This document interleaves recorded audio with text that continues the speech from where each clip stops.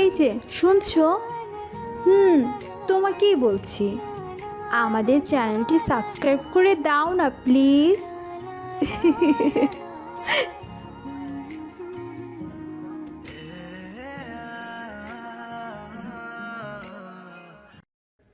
আচ্ছা অভি, তুমি এমনভাবে চলো কেন? আসলে আমার এভাবে চলতে ভালো লাগে। তাই?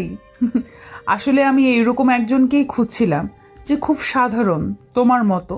মানে? না কিছু না। আচ্ছা, আমরা আমরা কি বন্ধু হতে পারি? সরি, আমি কোনো বড়লোক মেয়ের সাথে বন্ধুত্ব করি না। আর কেউ তো আমার সাথে বন্ধুত্ব পর্যন্ত করতেও চায়নি। আজকে আপনি ফার্স্ট বললেন। তবুও আমি চাই না কোনো বড়লোকের মেয়ে আমার সাথে মিশুক। বুঝলাম, কিন্তু সবাই তো আর সমান না। সরি, আমি পারবো না। ভালো থাকবেন। বলে চলে আসছিলাম। আর ভাবতেছি, মেয়েটাকে আসলে দেখে মনে হচ্ছে কোনো অহংকারী মেয়ে না। যাই হোক, আমি চাই না কোনো বড় লোকের মেয়ের সাথে বন্ধুত্ব হোক। এরা শুধু পারে মানুষের জীবন নিয়ে খেলা করতে। এসব ভাবতে ভাবতেই মেহেদির স্কুলের সামনে এসে দাঁড়িয়ে থাকার পর দেখলাম মেহেদি বের হয়ে আসলো। ভাইয়া, তুই এসেছিস? হ্যাঁ ভাই, চল বাসায় যাই। তারপর মেহেদিকে নিয়ে একটা রিক্সা করে বাসায় চলে এলাম। কলিং বেল চাপ দেওয়ার পর দেখলাম আম্মু দরজা খুলে দিল। কিরে, আজকে ভাই দুটো এত তাড়াতাড়ি? না আম্মু, আজকে ভালো লাগছে না, তাই চলে এলাম। তারপর উপরে গিয়ে ফ্রেশ হয়ে একটু শুয়ে আছি। এভাবে আরও একদিন কেটে গেল। এরপর পরের দিন আমি কলেজে গিয়ে দেখি যে ওই যে কী যেন নাম, হ্যাঁ মনে পড়েছে, মনি।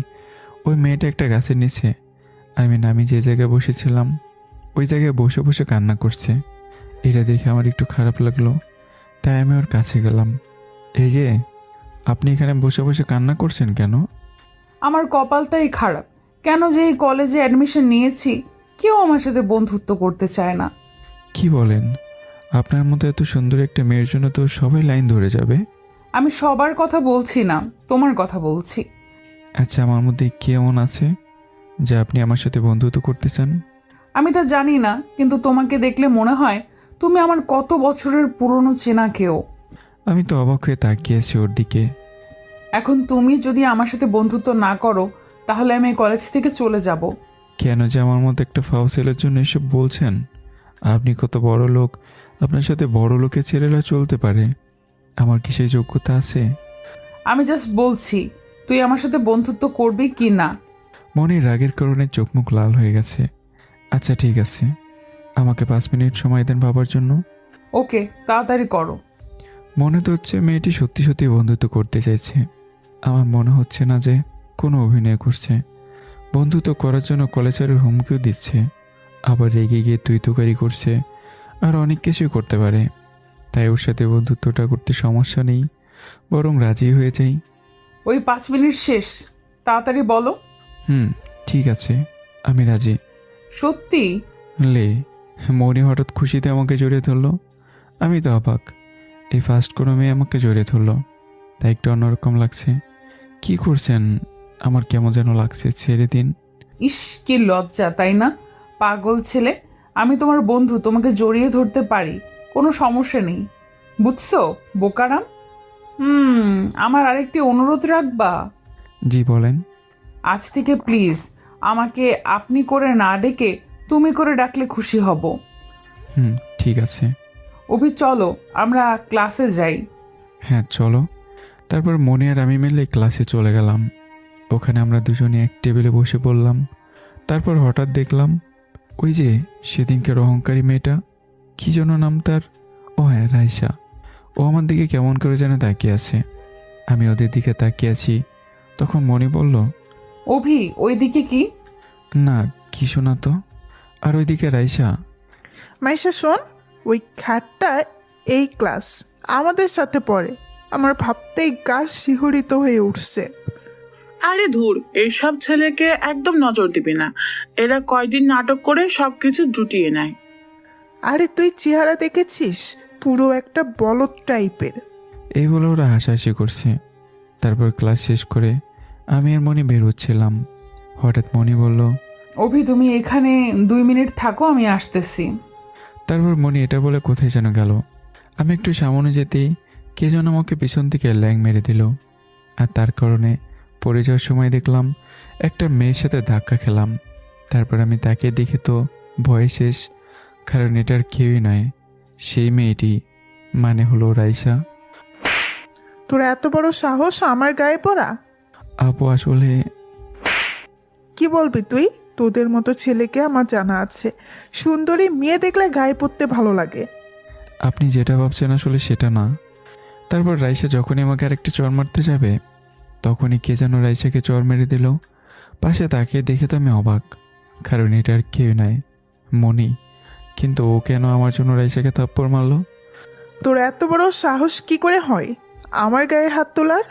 বলে রাইসা যখনই মনিকে মারতে যাবে, সাথে সাথে মনি রাইসার হাতটা ধরে ফেললো। তুই নিজেকে কি মনে করিস? আমি এই কলেজে অ্যাডমিশন নেওয়ার পর থেকে দেখছি তুই অভির সাথে খারাপ ব্যবহার করে আসছিস। কেন করছিস জানোস? কারণ তোর মধ্যে একটা অহংকার আছে, আর তোর থেকে আমরা সব দিক দিয়ে বড় লোক। দেখ, তারপরও আমাদের মধ্যে কোনো অহংকার নেই, কারণ আমার মা বাবা আমাকে যে শিক্ষা দিয়েছে সেটা আমি পালন করে আসছি। যাই হোক, তোর সাথে কথা বলার মতো সময় আমার নেই। ও আরেকটি কথা, নেক্সট টাইমে তুই যদি অভির সাথে খারাপ কিছু করার চেষ্টা করিস, তখন থাক, বললাম না, বুঝে নি কি হতে পারে। এই বলে মনি আমার হাত ধরে টানতে টানতে কলেজ থেকে বের হয়ে গেল। আসার সময় দেখলাম রাইসা গালে হাত দিয়ে মাথা নিচু করে দাঁড়িয়ে আছে। আমি মনে মনে অনেক খুশি হয়েছি, কারণ ওর মতো অহংকারী মেয়েকে একটু দমন করতে পেরেছে মনি। যাই হোক, তারপর অভি, তুমি কি এমন ভাবছো শুনি? না, এমনি আজকে খুব খুশি আমি। কেন কেন জানতে পারি? আসলে আজকে অহংকারী মেয়ে রাইসা একটু দমন হলো, তাও কে করেছে? আমার বন্ধু মনি করেছে, তাই একটু খুশি লাগছে। আরো অনেক বেশি করতাম, শুধু তোমার দিকে তাকিয়ে কিছু করি নাই। তোমার দিকে কেউ তাকালে আমি সেটা সহ্য করতে পারি না। হ্যাঁ, আচ্ছা, আমাকে কেউ কিছু বলে তাতে তোমার কি? আমারই তো সব কারণ। আমি তোমাকে... মনে কিছু একটা বলতে সেও বলেনি, আমাকে কি শুনি? না থাক, পরে বলবো। আজকাল মনির কথাগুলো কিরকম যেন অদ্ভুত লাগছে। আচ্ছা অভি, চলো না আজকে আমরা কোথাও থেকে একটু ঘুরে আসি। না থাক, আজকে না, আরেকদিন ঘুরি। না হবে না, আজকেই যেতে হবে। তোমার সাথে বন্ধুত্ব করার পর থেকে আমরা একদিন ঘুরতে যাইনি। ঠিক আছে, চলো। তারপর মনি আর আমি মিলে একটা রিক্সাতে উঠে ঘুরতে যাওয়ার উদ্দেশ্যে বের হয়ে পড়লাম। তারপর আমরা একটা জায়গায় রিক্সাটা থামালাম। জায়গাটা একদমই ঠান্ডা, যে কোনো মানুষ আসলে তার মনটা এমনিতেই ভালো হয়ে যাবে। তারপর হঠাৎই মনে নিজের হাতটা আমার হাতে ঢুকে হাঁটতে শুরু করলো। আমি মনির এরকম ব্যবহার একটু অবাকই হলাম। আমি বাধা দিতেও পারছি না, বন্ধু বলে। ধুর, আমার কাছে কেমন যেন লাগছে। তারপর আমরা হাঁটতে হাঁটতে হঠাৎ মনি বলল, অভি, এই দেখো ফুচকার দোকান, ফুচকা খাবে? চলো। আমি কিন্তু ফুচকা খাই না, তারপরও বলছি, কারণ এখন না বললে মনে হয়তো আমার কথা কষ্ট পাবে। আমার 2 প্লেট ফুচকা দেন তো। তারপর ফুচকাওয়ালা ফুচকা দেওয়ার পর মনি তো এক এক করে সবগুলো খেয়ে যাচ্ছে। আমি 3টা পর্যন্ত খেয়ে আমার চোখ নাক দিয়ে পানি ঝরতেছে। তারপর মনি আমার দিকে তাকিয়ে ফুচকার প্লেটটা ফেলে দিল। তারপর ফুচকাওয়ালাকে টাকা দিতে চেয়েছিলাম আমি, তারপরে ওই জোর করে টাকা দিয়েছে। মনি আমাকে টানতে টানতে একটা জায়গায় নিয়ে এসে আমার দিকে রাগি চোখে তাকিয়ে আছে। কি হলো, তুমি এভাবে তাকিয়ে আছো কেন? তুমি যে ফুচকা খেতে পারো না আমাকে বলবে না আগে থেকে? আসলে আমি তখন না বললে তুমি কষ্ট পেতে, তাই। আহারে, আমার কি কষ্টওয়ালা বাবুটা হয়েছে, আপনাকে আর আমার জন্য কষ্ট করতে হবে না, চলো। আপনারা মনে হয় এখানে একটু অন্যরকম সিন ভেবেছিলেন, তাই না? কিন্তু কিছুই করার নেই, কারণ গল্পের হিরোইন মনি নয়। তারপর আমরা হাঁটতে হাঁটতে একটা লেকের কাছে গিয়ে দাঁড়িয়ে আছি। আরে মনি, তুই এখানে? এই বলে হঠাৎ একটা মেয়ে মনিকে জড়িয়ে ধরলো। আরে নিধি, এতদিন পরে কোথা থেকে আসলি? আচ্ছা, পরিচিত হয়ে নে। আমি জানি উনি আমাদের দুলাভাই, তাই না মনি? তোর সাথে কিন্তু দুলাভাইকে খুব ভালো মানিয়েছে। আমি তো মনির বান্ধবীর কথা শুনে অবাক। কি বলে এইসব? আরে আপনি কি বলছেন? থাক, বুঝতে পারছি দুলাভাই, লজ্জা পেতে হবে না। মনি, আমি এখন থেকে ঢাকাতেই আছি, তোর নাম্বারটা দে তো। ঠিক আছে। মনি, আমি এখন আসি। দুলাভাই ভালো থাকবেন, আমি এখন আসি। এই বলে মনির বান্ধবী চলে গেল। অভি, তুমি কিছু মনে করো না, আসলে ও এরকমই, সবার সাথেই ও সহজেই ফ্রি হয়ে পড়ে। হ্যাঁ, আমি বুঝতে পেরেছি। যাই হোক মনি, এবার চলো, অনেক সময় তো হলো আসলাম। এত ভয় পাও কেন তুমি? তারপর মনি আর আমি একটা রিক্সা করে বাসার উদ্দেশ্যে রওনা দিলাম। মনি মনির বাসায় আর আমি আমার বাসায়। আমি বাসার সামনে একটু কলিং বেল চাপ দেওয়ায় আম্মু দরজা খুললো। আম্মু, আসলে আজকে একটা বন্ধুর সাথে ঘুরতে গিয়েছিলাম তো তাই। ঠিক আছে। তারপর যখন আমি উপরে উঠতে যাব দেখলাম আম্মু আবারও ডাক দিল, বলল, কিরে আজকে তো দেরি? এইদিকে আয় তো। তারপর আমি আম্মুর কাছে গিয়ে বললাম, কি হয়েছে? তোর গালে লিপস্টিকের ছাপ কোথা থেকে আসলো? আমি তো আম্মুর কথা শুনে অবাক। কি বলছো আম্মু, আমার গালে লিপস্টিক কোত্থেকে আসবে? সেটা তুই জানোস কি করে আসলো? আমি ভাবছিলাম, আসলেই তো আমার গালে লিপস্টিক কোত্থেকে আসলো। ও হ্যাঁ, এবার বুঝতে পেরেছি। মনিকে আমার চোখে যেন কি পড়েছিল সেটা দেখার জন্য বলেছিলাম। শয়তান মেয়েটা এই কাজ করেছে। কালকে কলেজে গেলে প্রতিশোধটা নিয়ে নেব। এখন আম্মু থেকে বাঁচতে হবে। আরে আম্মু, ওই যে আজকে আমার বন্ধুটা লিপস্টিক নিয়ে আমার সাথে মজা করছিল, তাই লেগে গেছে বলে। ঠিক তো? সত্যি বলছিস তো? আরে আমার আম্মুর কাছে কি আমি কখনো মিথ্যা কথা বলেছি? হয়েছে, যা আর এইসব করতে হবে না, উপরে গিয়ে ফ্রেশ হয়ে নে। তারপর আমি উপরে গিয়ে ফ্রেশ হয়ে একটু রেস্ট নিলাম। তারপর ছাদে গিয়ে অনেক সময় দাঁড়িয়ে দেখছিলাম যে আমাদের এই শহরে আসলেই উপর থেকে দেখলে অনেক সুন্দর দেখা যায়। আপনারা না দেখলে কেউ বুঝতেই পারবেন না। তারপর আরও কিছু সময় ছাদে থাকার পর নিচে গিয়ে, অভি, খেতে বস। জি আম্মু। এ মা, দেখলাম ছোট মেয়েও আছে। আসলে কে ছোট মেয়ে বললেও রেগে যায়। হাই ছোট মেয়ে, কি খবর? আম্মু, দেখছো আমাকে ছোট মিয়া বলছে? আমি মোটেও ছোট মিয়া না। দেখলাম আম্মু আমার দিকে চোখ গরম করে তাকিয়ে আছে। তোরা ভাই দুজন ঠিকভাবে একটু থাকতে পারিস না? তোদের নিয়েও আর পারি না। আমি কিছু বলছি না, বললো হয়তো এত সময় আমার উপর দিয়ে ঘূর্ণিঝড় হয়ে যেত। আমি খাওয়া দাওয়া করে উপরে গিয়ে নিজের রুমে বসে আছি আর ভাবছিলাম আজকে কলেজে কি হয়েছে। আর ওইদিকে রাইসা ভাবছে, আসলেই তো আমি সবার সাথে এমনভাবে কথা বলি, এটা কি আমার রাগ না অহংকার? না না, এটা আমার অহংকার। আমি নিরীহ ছেলেটাকে খামাখা কত কিছুই না বললাম। ছেলেটার তো কোনো দোষে ছিল না, ও তো খুব ভালো। যে করেই হোক কালকে ওর কাছে মাপ চেয়ে নিতে হবে। আর অন্যদিকে মনি সবার সাথে এমনভাবে যে কথা বলছে, সে কোনো দামি জিনিস পেয়ে গেছে। ও ভাবছে অভিকে ওই মেয়েটার হাত থেকে দূরে দূরে রাখতে হবে। আসলে আমি তো অভিকে ভালোবেসে ফেলেছি। এই বলে মনি লজ্জায় নিজের হাত দিয়ে মুখ ঢেকে ফেলল। আমি বেশি কিছু না ভেবে ঘুমিয়ে পড়লাম। খুব সকালে ঘুম থেকে উঠেই ফজরের নামাজ পড়ে রাস্তায় একটু হাঁটাহাঁটি করে বাসায় ফিরে গেলাম। সবার সাথে নাস্তা করে আম্মুর কাছ থেকে বিদায় নিয়ে কলেজের উদ্দেশ্যে বের হয়ে পড়লাম। রিকশায় বসে আছি, আজকে খুব ভালো লাগছে। হঠাৎ আমার ফোনটা বেজে উঠলো। আমি তাকিয়ে দেখি মনি ফোন করেছে। রিসিভ করার পর, অভি, তুমি কোথায় এখন? আমি তো রিকশায় কলেজে যাচ্ছি। আর তুমি? আসতেছি 10 মিনিটের মধ্যে। তুমি এই গাছের ওইখানে বসে থাকো, কোথাও যাবে না। এই বলে মনি ফোনটা কেটে দিল। কিছু সময় পর আমি কলেজে এসে সোজা আমাদের আড্ডার জায়গায় গাছতলায় গিয়ে বসে আছি। হঠাৎ কে যেন আমার কাঁধে হাত দিল। আমি তাকে দেখি রাইসা। আপনি আপনি এখানে কেন? অফি, তোমার সাথে আমার কিছু কথা আছে। হ্যাঁ, কি কথা বলেন? এখানে না, অন্য কোথাও চলো। না, আমি এখান থেকে কোথাও যাব না। যা বলার আপনি এখানে বলেন। আসলে তোমার সাথে আমি অনেক খারাপ ব্যবহার করে ফেলেছি। আমি ঠিক বুঝতে পারি নাই, আমাকে ক্ষমা করে দাও প্লিজ। আরে আপনি এসব কি বলছেন? আপনি কোথায় আর আমি কোথায়? আপনাকে এটা মানায় না। আমি জানি আমি যেটা করেছি সেটা খুব খারাপ। আমার এখন অপরাধ বোধ হচ্ছে। তুমি প্লিজ আমাকে ক্ষমা করে দাও। ঠিক আছে, নিজের ভুল বুঝতে পেরেছেন, এটাই অনেক। আমি আপনাকে মাফ করে দিয়েছি।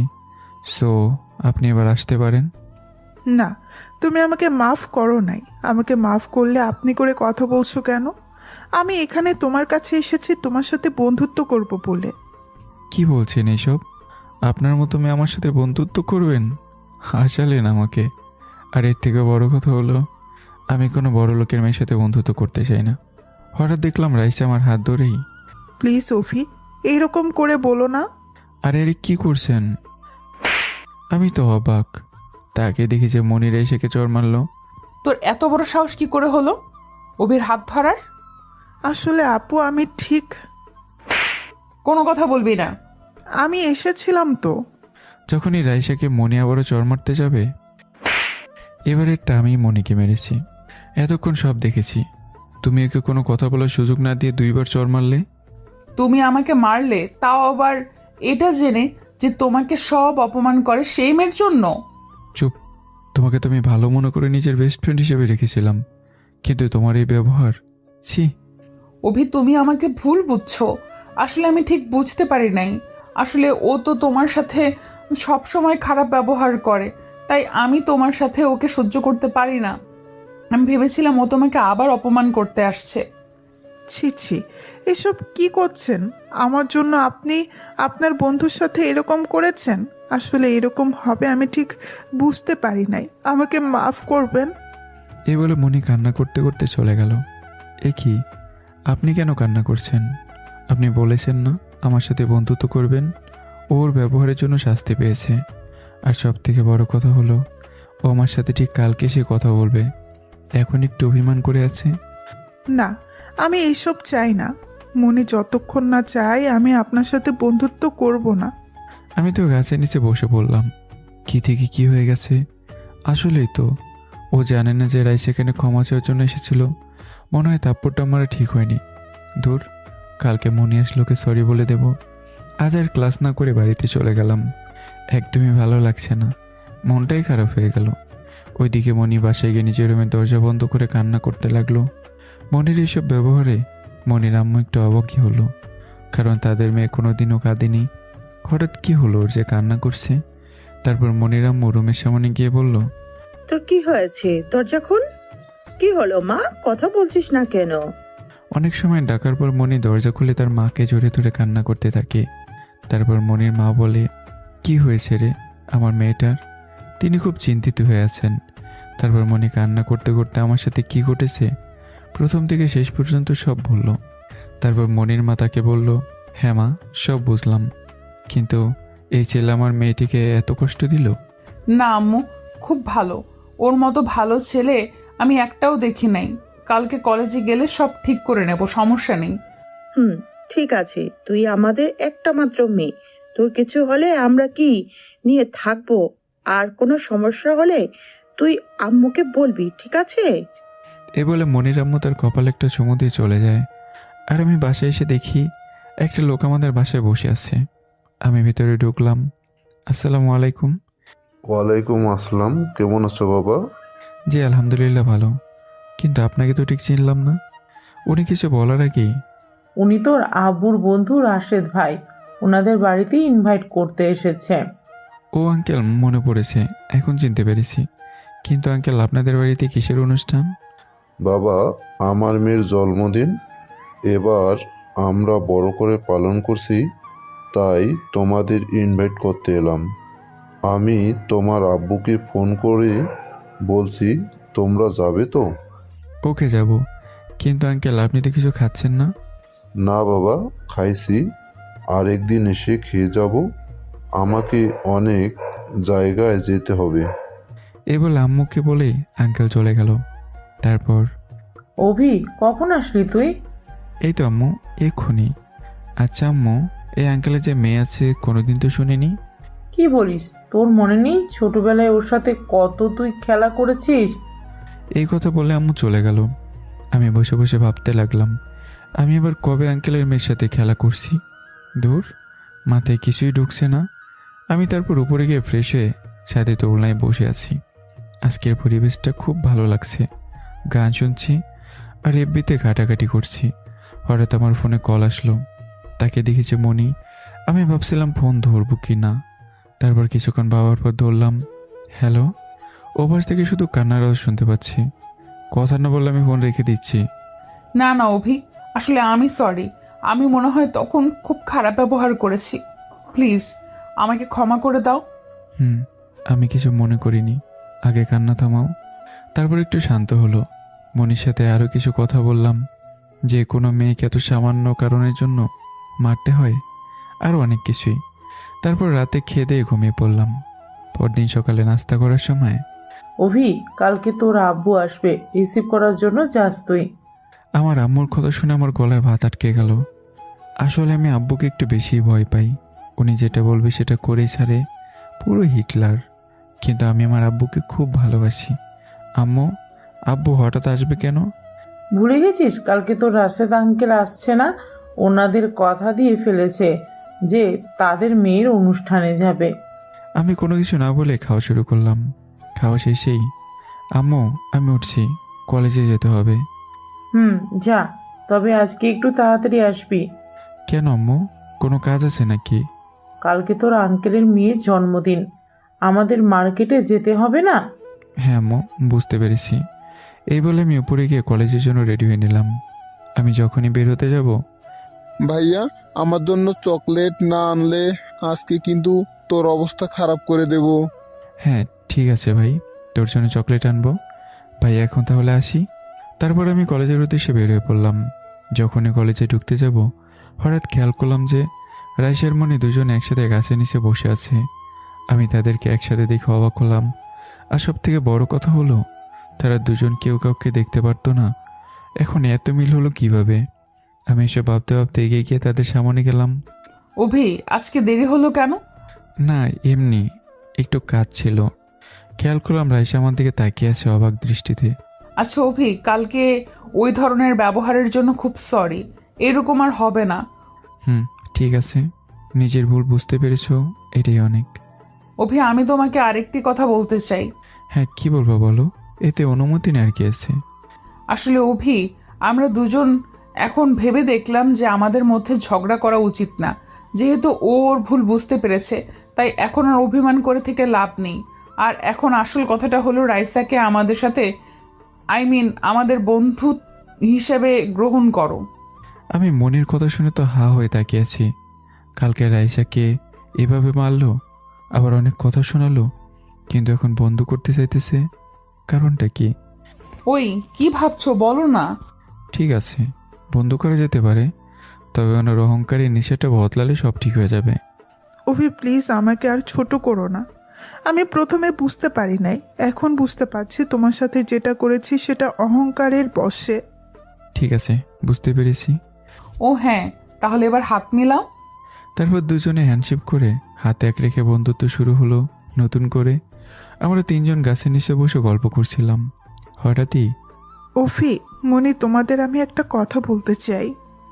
বলো কি বলবে? বলছি যে কালকে আমার জন্মদিন, সো আমি চাই তোমরা দুজন যেন আমার জন্মদিনে উপস্থিত থাকো। আমি তো একটু ভাবনা জগতে চলে গেলাম। কালকে তো আমাকে আরেক জায়গায় যেতে হবে। না, রাইসাকে বারণ করে দিতে হবে। কি হলো, তোমরা যাবে না? আসলে আমি সরি, কালকে আমাকে একটা অনুষ্ঠানে যেতে হবে, সো আমি যেতে পারবো না। তুমি মনিকে নিয়ে যাও, নেক্সট কোনো অনুষ্ঠান হলে তোমাদের ওখানে যাব, কথা দিলাম। দেখলাম রাইসার মুখটা কালো হয়ে গেল। আচ্ছা মনি, বলছি কি তুমি রাইসার সাথে থাকবে? ঠিক আছে, তুমি কোনো চিন্তা করো না। রাইসা মন খারাপ করো না, আমি তো বললাম পরবর্তীতে তোমাদের সাথে থাকবো। এবার দেখি একটা হাসি দাও। এরপর রাইসার সাথে আমরা তিনজনে এসে উঠলাম। এসব আড্ডা দিতে দিতে ক্লাসের সময় হয়ে গেল। তারপর আমি 2টায় ক্লাস করে রাইসার মনিকে বুঝিয়ে সুঝিয়ে চলে আসলাম বাসায়।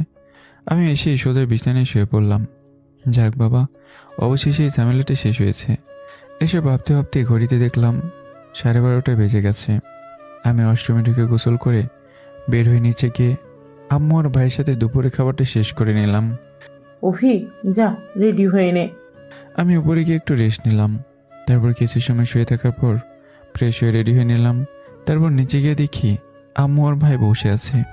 তোরা যা, গাড়িতে গিয়ে বস, আমি আসছি। তারপর আমরা দুই ভাই মিলে গাড়িতে গিয়ে বসে আছি। কিছু সময় পর আম্মু আসলো। তারপর গাড়িটা সোজা মার্কেটের সামনে দাঁড় করালো। আমরা মার্কেটে ঢুকে অনেক কিছু কিনলাম। অনেক কিছু কেনাকাটার পর যখনই আমরা বাইরে আসতে যাব, তখনই পিছন থেকে কে যেন আমার নাম ধরে ডাক দিল। তাকিয়ে দেখি আঙ্কেল আপনি।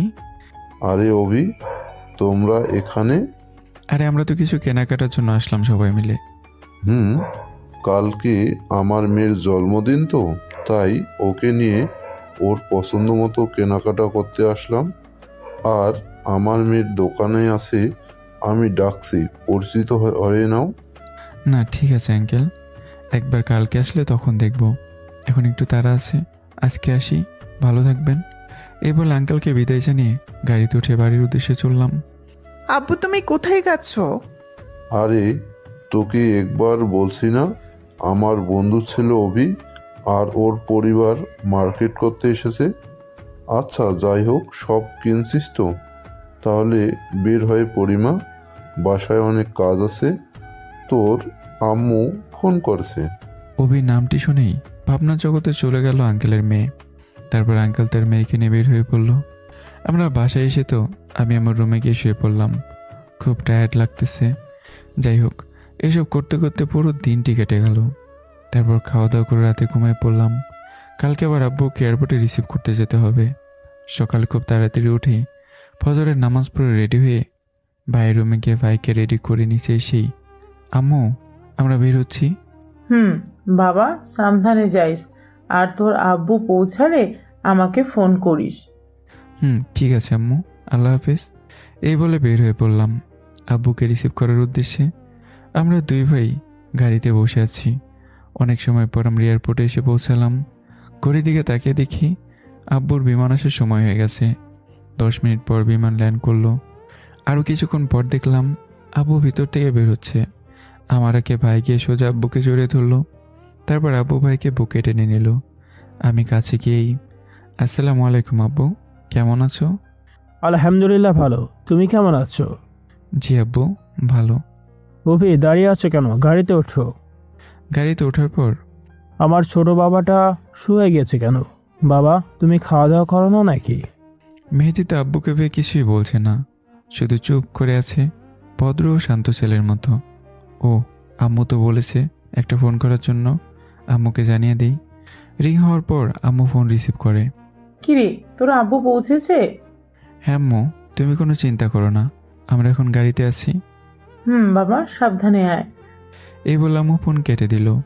তারপর 1 ঘন্টা পর আমরা বাসায় এসে পৌঁছালাম। আম্মু আব্বুকে দেখে তো একদম কান্না করে দিছে। প্রায় 2 বছর পর দেশে আসলো আব্বু। তার কাছে এসেই, তুমি খাওয়া দাওয়া করো না, তুমি অনেক শুকিয়ে গেছো। কই শুকাইছি, দেখছো না খুব মোটা হয়ে গেছি। এবার তো আমার বউ ছেলেরা আছে, দেখবে আরও মোটা হয়ে যাব, কোনো চিন্তা করো না। তারপর ওইসব ঝামেলার পর খাওয়া দাওয়া করে যে যার রুমে চলে গেল। আমি রুমে গিয়ে একটু শুয়ে আছি। তারপর এইসব করতে করতে সন্ধ্যা হয়ে গেল। আমাদের অনুষ্ঠানে যাওয়ার সময় হয়ে গেল। তারপরে আমি ফ্রেশ হয়ে রেডি হয়ে ভাইকেও রেডি করে নিচে গিয়ে দেখি আব্বু আম্মু রেডি হয়ে আমাদের জন্য বসে আছে। বাহ, আমার ছেলে দুইটাকে পুরো রাজপুত্র মতো লাগছে তো।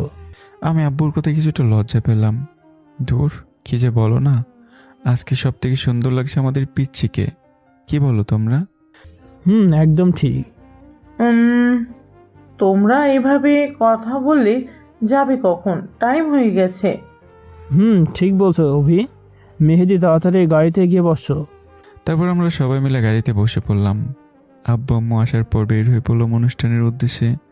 আঙ্কেলদের বাসা আমাদের বাসা থেকে তেমন দূর না, তাই তাড়াতাড়ি এসে পৌঁছে গেলাম। আব্বু আম্মু ভিতরে গিয়ে তো আব্বু সোজা আঙ্কেলকে জড়িয়ে ধরলো। বাকি যে বলছো না, তুইও তো চেঞ্জ হয়ে গেছিস। ভাবি কেমন আছেন? ভালো। আপনি ভালো আছেন? জি ভালো। ভাই কেমন আছেন? ভালোই আছি। আপনারা সবাই ভালো আছেন? জি আমরা সবাই ভালো আছি।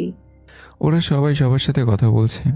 আমি এক কোনায় দাঁড়িয়ে আছি আর মনে মনে ভাবছি, কোন রঙ্গিলা যে আঙ্কেলের মেয়ে, তার সাথে নাকি আবার আমি খেলা করছি।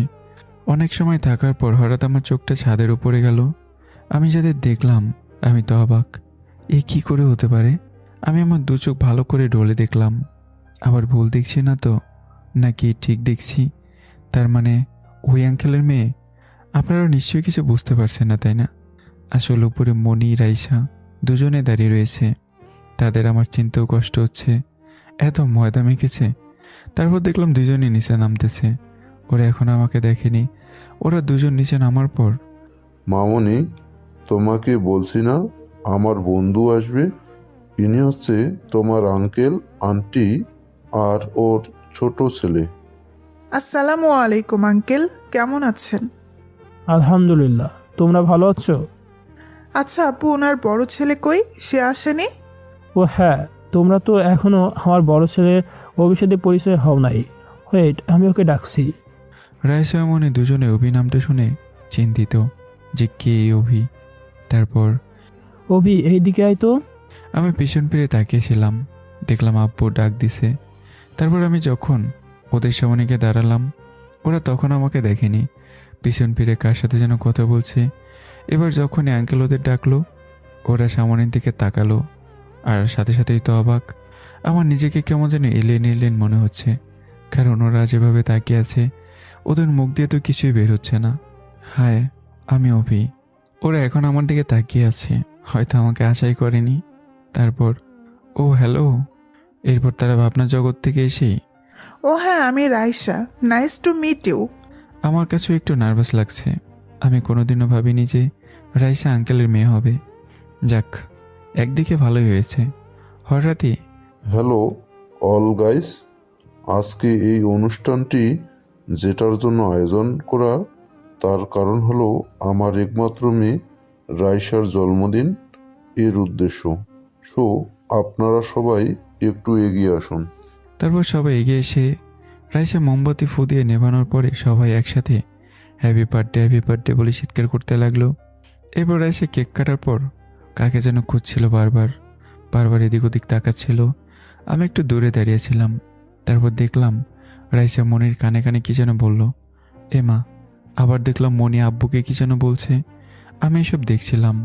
হঠাৎই অভি, আমি কাছে যাওয়ার পর, তুমি এত দূরে দূরে থাকো কেন? যাও, রাইসা তোমাকে ডাকছে। এরপর আমি রাইসার সামনে যাওয়ার পর রাইসা আমাকে এক টুকরো কেক নিয়ে আমার গালের সামনে ধরলো। এরপর আমি হালকা খেলাম। তারপর রাইসা এবার মনিকে কেক খাওয়ালো, একে একে সবাইকে খাওয়ালো। এরপর কিছুক্ষণ পর নাচ গান শুরু হলো। আমার কাছে এইসব জাস্ট বিরক্তকর। আমি এসব কিছু থেকে রেহাই পেতে ওপরে চলে গেলাম। কোন রুমটা খালি আছে সেটা দেখছিলাম, আর ভাবছিলাম কেক কাটার পর থেকে রাইসা আর মনিকে দেখতেছি না, গেল কোথায় ওরা? আর ওইদিকে সবাই এমনভাবে নাচ গান করতেছে, জাস্ট ফাও। আমি এসব ভাবতে ভাবতে দেখলাম একটা রুম খালি আছে। আমি সোজা গিয়ে রুমে ঢুকে দরজা বন্ধ করে দিলাম। এরপর আমি পিছন ফিরে তাকিয়ে দেখি যে রাইসার মনি দুজনে একই রুমে কোমরে হাত দিয়ে আমার দিকে তাকিয়ে আছে, আর দুটোর মুখে শয়তানি হাসি। কি হলো? তোমরা এখানে? তো আমরা এখানে থাকবো না তো কে থাকবে বাবু? সরি, আমি ভুল করে মনে হয় চলে এলাম। এই বলে যখনই দরজা খুলতে যাব আর এগোতেই পারছি না, পিছন ফিরে দেখি দুই ডাইনি আমার শার্টের গলা ধরে আছে। কুত্তা, বিড়াল, হনুমান, বানর, তুই কি মনে করেছিস আমাদের হাত থেকে বাঁচতে পারবি? রাইসা হাসতে হাসতে আমার গাল টেনে বলল, আজ তুমি শেষ বাবু সোনা। এইসব কি হচ্ছে? তোমরা কি করছো? আসলে আমি নিজেও জানতাম না যে আঙ্কেলের মেয়ে রাইসা। আমি তোমাদের দুজনকে একসাথে দেখে অবাক। পুরোটা বলতে পারলাম না, কি যেন আমার মুখের সামনে ক্লোরোফর্ম ধরলো, আর আমি তখন অজ্ঞান হয়ে গেলাম। এরপর আর কিচ্ছু মনে নেই। প্রায় আধ ঘন্টা পর যখন আমার জ্ঞান ফিরল, আমি তাকে দেখি যে আমাকে একটা চেয়ারে বেঁধে রেখেছে। আমি তো একটু অবাক হলাম, আমার হাত পা বাঁধা কেন? মা, সামনে তাকে দেখি আমার পুরো মুখে কালি। এসব কি ধরনের ফাজলামো? আমি তো কিছুই বুঝতেছি না। হঠাৎ কারো যেন হাসির আওয়াজ শুনলাম। সামনে দেখি মনি আর রাইসা। এসব কি হচ্ছে? তোমরা আমার সাথে এরকম করছো কেন? এটা তোমার শাস্তি। তুমি সব কিছু জানতা, তারপরেও আমাদের কিছু বলো নাই। আমি কিছুই জানতাম না। আমি তো মনে করেছিলাম আঙ্কেলের মেয়ে অন্য কেউ। তুমি যে আঙ্কেলের মেয়ে এটা আশা করিনি। চুপ, আমরা এত কিছু জানি না। এখন এই কালি নিয়ে সবার সামনে তোমাকে যেতে হবে। এসব কি বলছো? এভাবে না গেলে হয় না। দেখলাম তারা দুজনেই কি নিয়ে যেন একটা কথা বলছে। সেই কথাটা আমি ঠিক বুঝতেছি না। তারপর ঠিক আছে, অন্য একটা রাস্তা তোমার জন্য খোলা আছে। তুমি যদি আমার এই কথাটা মানো, তাহলে তোমাকে এই কালি নিয়ে সবার যেতে হবে না। আমি ভাবলাম যে এখন ওদের শর্তটা মেনে নিতে হবে, না হলে আমি কালি নিয়ে নিচে গেলে তো আমার মান সম্মান সব শেষ। এসবই মনে মনে ভাবছিলাম। তারপর ওদের বললাম, ঠিক আছে, তোমাদের কি কথা বলো, আমি রাজি আছি। Good boy. কথাটা খুব ইজি, বেশি কঠিন না। কালকে সারাদিন সময় দিতে হবে আমাদের। আমরা একসাথে ঘুরবো। আমি তো ওদের কথা শুনে অবাক। ওরা কি শুরু করেছে? আমার পকেট খালি করার ধান্দা? সমস্যা নাই শালিরা, ওয়েট, আমার একদিন সময় আসবে, সেই দিন বুঝবি আমার মধ্যে একটা অবুঝ ছেলের উপর নির্যাতন করেছিস? ঠিক আছে, তোমাদের শর্তে আমি রাজি আছি। এখন তাড়াতাড়ি বলো ওয়াশরুমটা কোথায়? অত উতলা হচ্ছ কেন? তোমার পেছনে। তারপর আমি ওয়াশরুমে ঢুকে ফ্রেশ হয়ে বের হয়ে দেখি ওরা দুজনে বসে বসে কি যেন গল্প করছে। আমি এসে বললাম, আমি যাই তাহলে। ওই কই যাচ্ছ? আসো আমাদের সাথে গল্প করো। হঠাৎই অভি, অভি, কই তুই? এই তো আম্মু। আমার আওয়াজের কারণে আম্মু সরাসরি এই রুমে এসে দেখে আমি দাঁড়িয়ে আছি আর আয়েশার মনে বসে আছে। অভি, তুই এখানে কি করিস? আম্মু, ওদের সাথে গল্প করছিলাম। ঠিক আছে, এখন তোর আব্বু ডাকছে, নিচে খেতে আয়। ঠিক আছে আম্মু, চলো। আমি তাড়াতাড়ি আম্মুর সাথে বের হয়ে পড়লাম রুম থেকে। না হলে এতক্ষণে আমার উপর ঘূর্ণিঝড় বয়ে যেত। যাক বাবা, বাঁচা গেল। আর এদিকে রাইসার মনি। ইস, আন্টির এখন আসার সময় হলো, ওর সাথে আরেকটু মজা করতে পারলাম না। আরে বাদ দে, বেচারাকে অনেক কষ্ট তো দিলাম, কি বলিস? এই বলে হাসাহাসি করছিল। আমি নিচে এসেই, কি, তোমাকে পাওয়া যায় না কেন? কোথায় থাকো তুমি? আসলে আব্বু উপরে রাইসার মনির সাথে গল্প করছিলাম। ঠিক আছে, এখন খেতে বসো। আমি খেতে বসা মাত্রই দেখলাম আমার সামন বরাবর রাইসা আর মনি খাওয়ার জন্য বসেছে। আমি ওদের দিকে তাকালাম মাত্র, এমা, দুজনে আমাকে চোখ মারলো। কি শয়তান মেয়েরে! এবার খাওয়া দাওয়ার পর বিদায়ের পালা। হঠাৎ মনি, অভি, আমি তোমাদের সাথে চলে যাব, যদি কিছু মনে করো। আসলে আমি একা এত রাতে। ঠিক আছে, এটার জন্য বলতে হয় নাকি? তাহলে রাইসা, কালকে কলেজে দেখা হবে। আঙ্কেল আন্টি ভালো থাকবেন, আর রাইসাকে নিয়ে আমাদের বাসায় আসবেন। এই বলে তাদের বিদায় দিয়ে বাসায় যাওয়ার উদ্দেশ্যে চললাম। মনি আমার সাথে সামনে বসেছে আর আব্বু মু ভাই ওরা পিছনে। সরি অভি, আসলে তোমার সাথে এটা করতে চাইনি, সব রাইসার প্ল্যান। ও বলছে তোমার সাথে একটু মজা করে নেই, তাই আমিও। ঠিক আছে, আমি বুঝতে পেরেছি। কি মেয়ে রে বাবা, যখন খুশি বিরক্ত করবে, যখন খুশি সরি বলবে। গল্প করতে করতে মনিদের বাসার সামনে চলে আসলাম। কি হলো, গাড়ি থামালে কেন? কেন মানে? তোমাদের বাসার সামনে চলে এসেছি। ও তাই তো, আমি ঠিক বুঝতে পারি নাই। আঙ্কেল আন্টি আসি তাহলে। অভি, আসি তাহলে, বাই। এই বলে মনি চলে গেল। তারপরে একটানে আমরা আমাদের বাসায় চলে আসলাম আর সবাই শুয়ে পড়লাম। সকালে ঘুমটা একটু দেরিতে ভাঙলো। ঘড়ির দিকে তাকিয়ে দেখি 4টা বেজে গেছে। আল্লাহ, আমি তো টাইম দেখে অবাক। তাড়াতাড়ি উঠে ওয়াশরুমে গিয়ে গোসল করে কলেজের জন্য রেডি হয়ে গিয়ে দেখি আব্বু মা বসে আছে। ভাইটা মনে হয় এখনও ঘুমোচ্ছে। যাই হোক, আমি সরাসরি খাবার টেবিলে গিয়ে বসে সবার সাথে নাস্তা করে বের হয়ে পড়লাম কলেজের উদ্দেশ্যে। আমি কলেজে পৌঁছানোর পর দেখলাম এখনো কেউ আসেনি। আমি, রাইসা, মনি, কেউই না। আমি আমাদের আড্ডা দেওয়ার জায়গায় গিয়ে বসলাম। হঠাৎ একটা মেয়ে এসেই, হ্যালো ভাইয়া, হাই। কেমন আছেন? আলহামদুলিল্লাহ ভালো, আপনি? জি ভালো। আচ্ছা, আপনার নামটা কি জানতে পারি? আমার নাম। আমি আওয়াজ শুনে পাশে তাকিয়ে দেখি যে মনি ওই মেয়েটাকে চড় মারলো। এই চড়টা তো ভালোই জোরে মেরেছে, যার কারণে মেয়েটা চোখে পানি চলে আসলো। আমি সেটা ভালোভাবে দেখতে পাচ্ছি। ওই কোনোদিন ছেলে মানুষ দেখোস নাই? এভাবে কথা বলার অনুমতি তোকে কে দিয়েছে? আর মনির কথা শুনে অবাক, কি বলে এইসব? আসলে আপু, আমি ঠিক বুঝতে পারি নাই যে আপনি ওভাবে রেগে যাবেন। আমি তো জাস্ট ওনার নামটা। মনি আবার ওই মেয়েটাকে যখনই চড় মারতে যাবে তখন আমি ওর হাতটা ধরে বললাম, মনি, কি হচ্ছে এইসব? তুমি সবসময় এমন করো কেন? আমি তোমার থেকে এই ধরনের কাজ কখনো আশা করিনি। ভাইয়া, আমার জন্য আপনারা ঝগড়া করবেন না, আমি চলে যাইতেছি। এই বলে মেয়েটা কান্না করতে করতে চলে গেল। মনি, এটা কি ধরনের বেয়াদবি? আজকে সারাদিন ঘুরতে চেয়েছিলাম, কিন্তু তুমি আমার মুডটাই নষ্ট করে দিলে। আর আমার নামটা কেউ জিজ্ঞেস করতেই পারে, কিন্তু এর জন্য তোমার এত রিয়েক্ট করার কোনো মানে হয়? আসলে অভি। পুরোটা বলতেই পারলো না মনি। তার আগে রাইসা এসে, কি কথা চলছে আমাকে বাদে শুনি? পেছনে তাকে দেখে রাইসা, আরে রাইসা, তুমি কখন এলে? এইমাত্র আসলাম, কিন্তু তোমাদের দেখে মনে হয় কি একটা বিষয় নিয়ে ঝগড়া করছো। আরে না না, এমনি বলছিলাম যে আমাদের দেশে অনেক মানুষ আছে যারা বিনা কারণে মানুষের গায়ে হাত তোলে। আমি এই কথাটি মনিকে উদ্দেশ্য করে বললাম। ও ঠিক বুঝতে পারছে, ওর চোখে পানিও চলে আসছে। ঠিক আছে, ওর ব্যবহারের জন্য এমন বোধ করছে, তাতে আমাদের কিছুই করার নেই। ঠিক আছে, যাই হোক, মনি, তোমার কি খবর? ভালো আছো তো? হুম, ভালো আছি। তুমি ভালো আছো? জি ভালো। তারপর আমরা তিনজন মিলে আমাদের আড্ডা দেওয়ার স্থানে বসে বসে আড্ডা দিচ্ছিলাম। মনির সাথে বেশি কথাই বলছি না। ওর প্রতি আমার এখনও খুব রাগ আছে, ও সেটা ঠিকই বুঝতে পারছে। আড্ডা দিতে দিতেই বেল পড়ে গেল। তারপর আমরা ক্লাসে গিয়ে আমি সোজা রাইসার সাথে বসে পড়লাম। রাইসাকে দেখলাম আমার এমন ব্যবহারে অনেক অবাক হয়েছে, সাথে অনেক খুশি হয়েছে। কিন্তু এটাতে মনে একটু অবাক হয়েছে। হবারই কথা, ও একটু আগে যেটা করেছে ওটা বেয়াদবি হয়েছে। খামাখা মেয়েটা কষ্ট পেল। ওর তো চিন্তা করা উচিত ছিল যে ও আমার ছোট বোনের মতো। মনি আমার দিকে অবাক দৃষ্টিতে তাকিয়ে আছে। আমি রাইসার হাত ধরে কথা বলছি।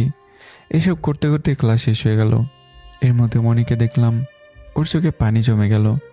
আসলে চাইটা কি? ধুর। ক্লাস থেকে বের হয়ে আমি মনিকে বললাম, মনি তুমি আজকে চলে যাও, আমার রাইসের সাথে একটা দরকারি কাজ ছিল। কি দরকার যা আমাকে বলা যাবে না? তোমাকে পরে সব বলবো, এখন তুমি যাও। এই রিক্সা। একটা রিক্সাওয়ালাকে ডাক দিলাম। তারপর আমি আর রাইসা রিক্সাতে উঠে গেলাম। আসলে আমি বোঝাতে চেয়েছিলাম যে কাউকে আঘাত করলে সেই বোঝে যে কষ্টটা কত। মনের উপর আমি শুধু একটা কারণে বিরক্ত, শুধু শুধু বেশি রিয়াক্ট করে, কিন্তু কেন করে তা জানি না। অফি, আমরা কোথায় যাচ্ছি? এই তো একটু সামনে যাচ্ছি। আর ওইদিকে মনি আমার এরকম ব্যবহার দেখে আর চোখের পানি ধরে রাখতে পারলো না। ও কান্না করতে করতে বাসায় গিয়ে ও রুমের সব কিছু ভেঙে ফেলেছে। এসব কাণ্ড দেখে মনির আব্বু আম্মু বেশ অবাক হলো। তারা ভাবছে যে মেয়েটা সবসময় হাসি খুশি থাকতো, আর কি এমন হয়েছে। তারা খুব চিন্তিত। তারপর তারা মনির রুমের সামনে গিয়ে বলল, মণিমা, তোর কি হয়েছে? দরজাটা খোল। মনির মা, মনি তো দরজা খুলছে না। আবার খারাপ কিছু করে বসলো না তো? ধুর, তোমার কাছে সব সময় নেগেটিভ কথা। আমার মেয়ের কিছু হবে না, আমি জানি। ওয়েট, আমার মনে হয় ওকে এই পরিস্থিতিতে শান্ত করতে শুধু তার বন্ধুরা পারবে। কি বলো? তাহলে রাইসাকে ফোন দাও তাড়াতাড়ি। দিতেছি। এই বলে মনির আম্মু রাইসার কাছে ফোন দেওয়া মাত্রই রাইসা ফোনটা রিসিভ করে। আসসালামু আলাইকুম আন্টি, কেমন আছেন? না মা, ভালো নেই। কেন আন্টি, কি হয়েছে? সব কিছু আছে তো? তারপর সব কিছু রাইসাকে খুলে বলল মনির আম্মু। আচ্ছা আন্টি, আপনারা চিন্তা করবেন না, আমরা এক্ষুনি আসতেছি। কি হয়েছে রাইসা? রাইসা আমাকে সব কিছু বলার পর, কি বলো, আমি তোকে জাস্ট একটু কষ্ট দেওয়ার জন্য এসব করছি, কিন্তু এরকম করবে আমি ভাবতে পারিনি। আচ্ছা ঠিক আছে, এখন কথা না বলে চলো তাড়াতাড়ি। এরপর রাইসা আর আমি চললাম মনিদের বাসায়। কিছু সময় পর ওদের বাসার সামনে গিয়ে কলিং বেল বাজানোর পর দেখলাম একটা লোক দরজা খুলে দিল। তারপর আমরা ভেতরে ঢোকা মাত্রই বলল, রাইসা, তুমি এসেছো? দেখলাম একটা মহিলা, মনে হয় এটা মনির আম্মু। আচ্ছা, ওকে। দেখলাম আমার দিকে তাকিয়ে আছে। আন্টি, ও তো অফি, আমরা তিনজন খুব ভালো বন্ধু। কি, তুমি অভি? বাবা, তুমি আমার মেয়েটাকে বাঁচাও প্লিজ। আন্টি কি করছেন? আমরা ওর বন্ধু, ওর কিছু হবে না, আপনি চিন্তা করবেন না। মনি কোন রুমে আছে? তারপর মনির আম্মু আন্টির সাথে উপরে গিয়ে, এটা মনির রুম। আশা থেকে দরজা বন্ধ করে আছে। রুম থেকে জিনিসপত্র ভাঙার শব্দ শুনলাম। এই বলে আন্টি কান্না করছে। প্লিজ আন্টি, আপনি কান্না করবেন না, আমরা দেখছি। তারপর, মনি দরজা খুলো প্লিজ। মনি, দরজা খুলো, কি হয়েছে তোমার? অনেক ডাকার পরও দরজা খুললো না। মনি, এবার কিন্তু আমি চলে যাচ্ছি, আর আসবো না। আমি যখনই চলে আসতে যাব তখন দেখলাম দরজা খুললো। এবার আমি রুমের ভিতরে গিয়ে তাকিয়ে তো অবাক। রুমের সব কিছু ভেঙে ফেলেছে একদম। হঠাৎ কে যেন আমাকে সে জড়িয়ে ধরলো। আমি তাকিয়ে দেখি যে মনি। কি হয়েছে মনি, তুমি এমন করছো কেন? কিছু না বলে শুধু কান্না করছে। আমি ওকে আমার দিকে সরিয়ে বললাম, আচ্ছা একটা কথা বলো তো, তোমার এরকম করার মানে কি? তোমার আমার সাথে এরকম ব্যবহারটা আমি ঠিক মেনে নিতে পারছিলাম না। আমার বুকটা ফেটে যাচ্ছিল। তখন আমি আসলে সত্যিই বুঝতে পারি নাই, তাই তো এত বড় শাস্তি পেতে হচ্ছে। চুপ, একদম চুপ, কথা বলবা না। এই সামান্য ব্যাপার নিয়ে কাদা লাগে নাকি? বোকা মেয়ে, দেখো তো একবার তোমার মা বাবার কি অবস্থা। ওনারা তোমার কেমন অবস্থা দেখে তো পাগল হয়ে যাচ্ছে। তুমি ওদের কথা চিন্তা করবা না একটু? ওয়েট ওয়েট, আসলে আমি তো কিছুই জানি না, আমাকে বলো তো কি হয়েছে। তারপর আমি কলেজ থেকে আসার পর থেকে যা যা হয়েছে সব খুলে বললাম সবাইকে। মনে তুমি এত বোকা কেন শুনি? তোমাকে জাস্ট বোঝানোর জন্য এটা করছে, আর তুমি?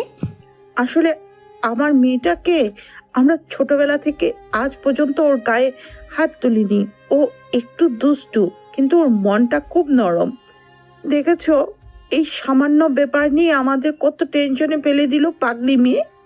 আন্টি, আপনি কোনো চিন্তা করবেন না, আমরা আপনার পাগল মেয়েকে ঠিক করতেছি।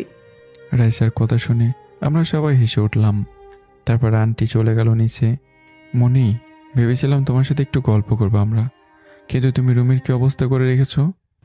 সরি, আসলে আমি না ঠিক বুঝতে পারি নাই। 5 মিনিট ওয়েট করো, আমি সব ঠিক করে দিতেছি। তুমি একা পারবে নাকি? যাও তো রাইসা, তুমি মনিকে একটু হেল্প করো। তারপর তারা দুজনে ভেতরে গিয়ে রুমটা পরিষ্কার করলো।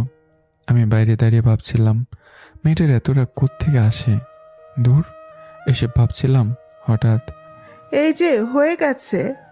দেখলাম রাইসা ভিতরে যাওয়ার জন্য ডাকছে। আমি ভিতরে গেলাম। বাহ, এত অল্প সময়ে রুমটা তো সুন্দরভাবে গুছিয়েছো। আসলে রাইসা না থাকলে তো আমি পারতাম না।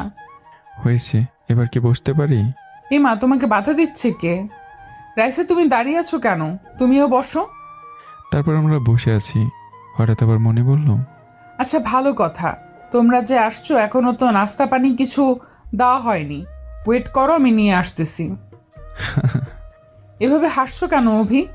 তো কি করব, আমরা কি এখানে এসেছি নাস্তা করার জন্য? না, তারপর তোমরা আমার বন্ধু, তোমরা আমাদের বাসায় ফার্স্ট এসেছো, তাই খালি মুখে চলে যাবা? শোনো মনি, আসলে আমাদের এখন খেতে মন যাচ্ছে না।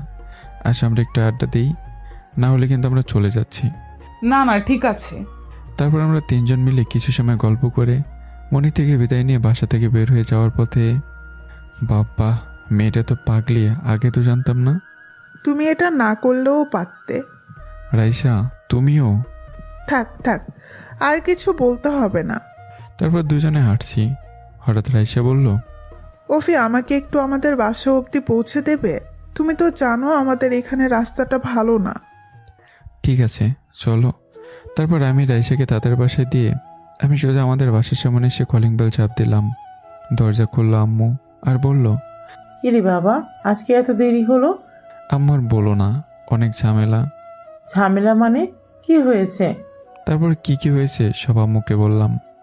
এত কিছু হয়ে গেল, কিন্তু তুই এটা না করলেও পারতি।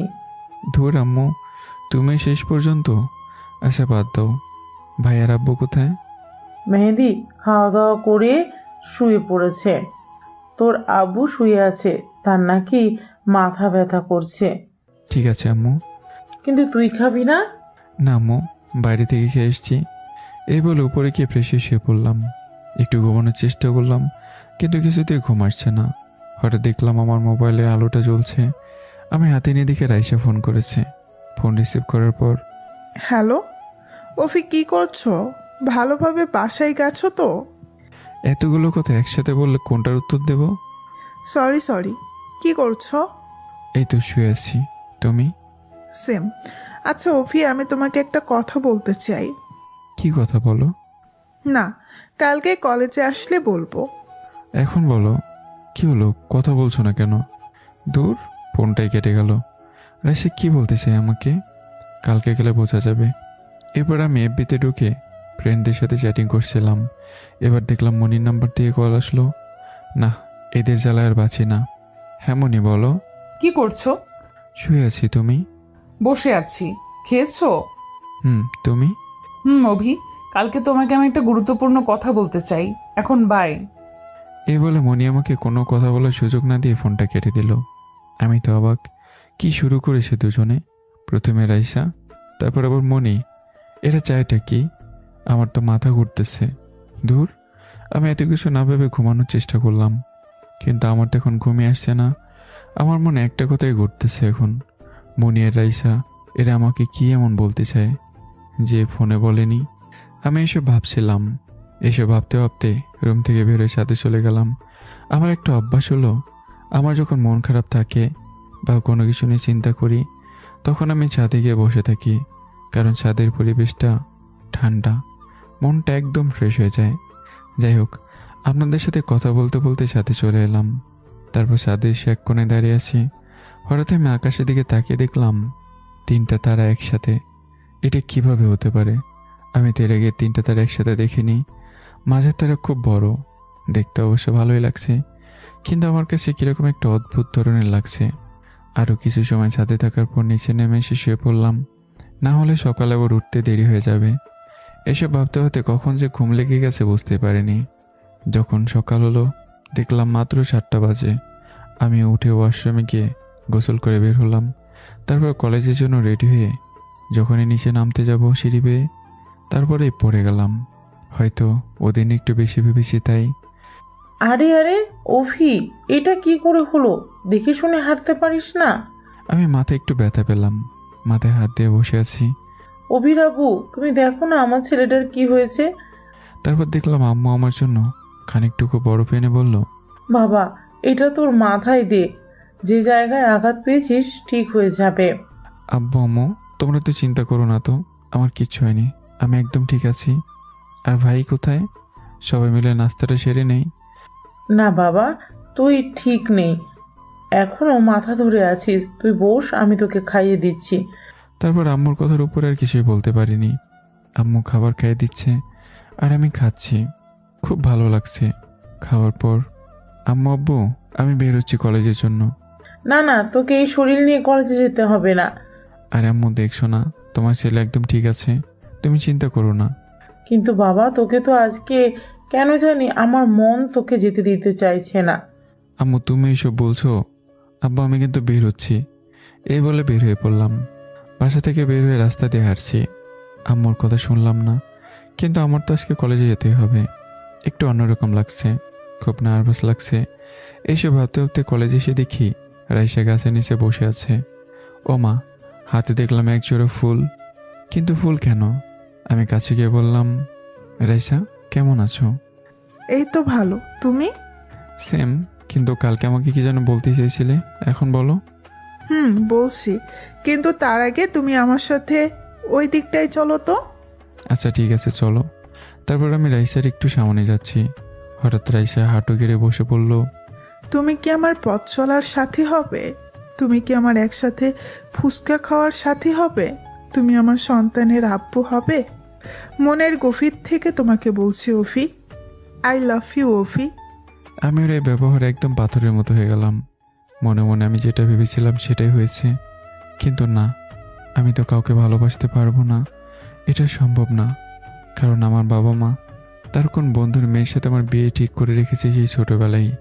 আমি আমার বাবাকে খুব ভালোবাসি, তাকে আমি কষ্ট দিতে পারবো না। কি হলো, তুমি আমার ভালোবাসা গ্রহণ করবে না? সরি রাইসা, আমি কাউকে ভালোবাসতে পারবো না। এই পুরো কথা বলার আগেই রাইসা পিছন দিকে যেতে লাগলো। রাইসা শোনো আমার কথা। দেখলাম কান্না করতে করতে চলে গেল। আসলে আজকে এমন কিছু হবে সেটা আমি কখনো ভাবতে পারিনি। ক্যাম্পাসের এক কোণে চুপ করে বসে আছি। হঠাৎ পিছন থেকে কে যেন চোখ ধরলো আমার। কে? চিনতে পারছো না? আমার মনে হচ্ছে এটা মনি। না তো। তারপর যখনই আমার সামনে আসলো দেখলাম মনি। তুমি? আমি। অন্য কাউকে আশা করেছিলে নাকি? শোনো, তোমার যা বলো তাড়াতাড়ি বলো, আমার ভালো লাগছে না। ঠিক আছে বলছি, তুমি চোখ বন্ধ করো। ঠিক আছে করলাম, এবার বলো। I love you Abhi, love you so much. Do you love me please? আমি চোখ করে দেখি মনিও সেম। আমার সামনে একটা ফুল এগিয়ে দিয়ে এদের আজকে কি হলো বুঝলাম না। শেষ পর্যন্ত তুমি এই কথা বললে, তোমরা দুজনেই এক, আমি কাউকে চাই না। এ বলে হাঁটা ধরলাম। পেছন থেকে অনেক ডাক ছিল, কিন্তু আমি শুনিনি। কলেজ থেকে বের হয়ে আনমনে হাঁটছি। ওরা তো আমার বন্ধু, আমি তো ওদের বন্ধু ছাড়া কিছুই ভাবিনি, কিন্তু তারা আমার সাথে এমনটা করতে পারলো। আজকে আমার চোখ থেকে এমনিতে পানি বেরোচ্ছে। এসব ভাবতে ভাবতে কখন যে রাস্তার মাঝখানে চলে গেলাম বুঝতেই পারিনি। হঠাৎ সামনের দিকে তাকিয়ে দিকে একটা বাস, আর তারপরেই বাসটি আমাকে এক ধাক্কা দিয়ে চলে গেল। আমার শরীর রক্তে ভেসে গেছে, আমার চোখ বন্ধ হয়ে আসছে। পাশে একবার দেখলাম অনেক মানুষ জড়ো হয়ে আছে। এখন আমার মায়ের কথা খুব মনে পড়ছে। আমার মা আমাকে আজকে আসতে বারণ করেছিল, কিন্তু আমি শুনিনি। আম্মু, তোমার ছেলেকে মনে হয় আর দেখতে পাবে না, আমাকে ক্ষমা করে দিও। আমি কি আমার মাকে আর একবারও আম্মু বলে রাখতে পারবো না? আমার চোখ বন্ধ হয়ে আসছে। আর অন্যদিকে আম্মু, অভির বাবা, আমার ছেলেটা আজ এখনো আসছে না কেন? আমার কিন্তু মন কেমন জানি করছে। আমার ছেলের কিছু হয়নি তো?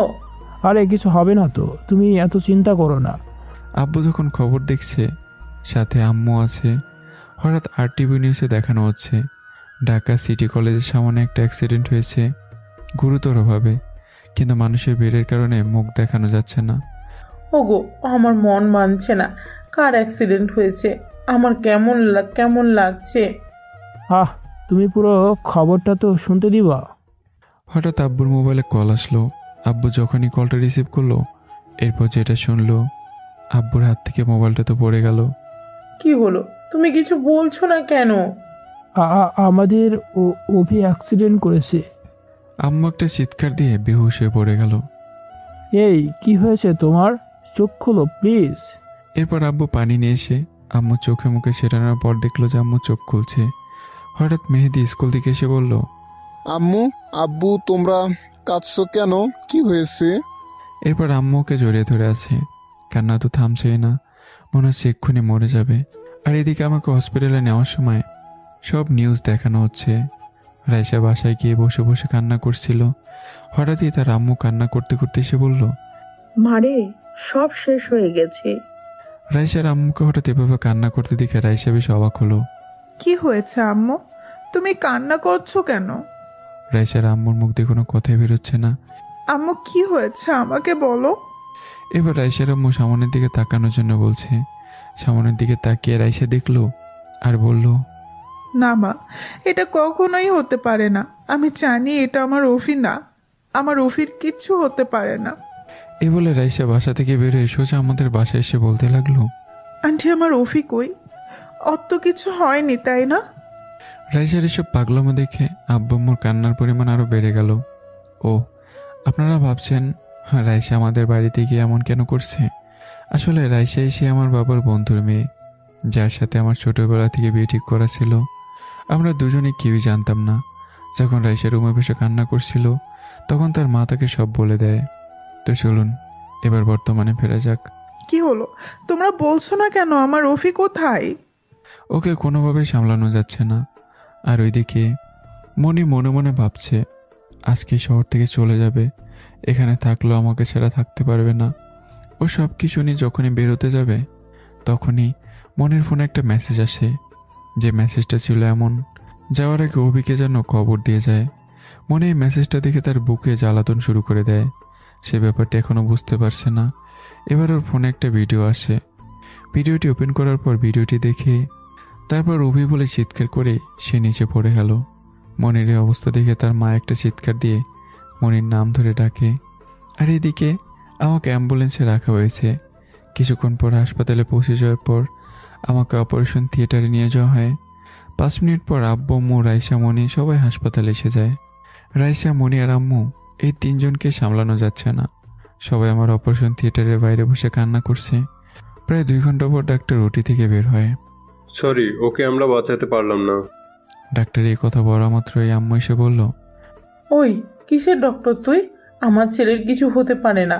আমার ছেলে বেঁচে আছে, আমি জানি।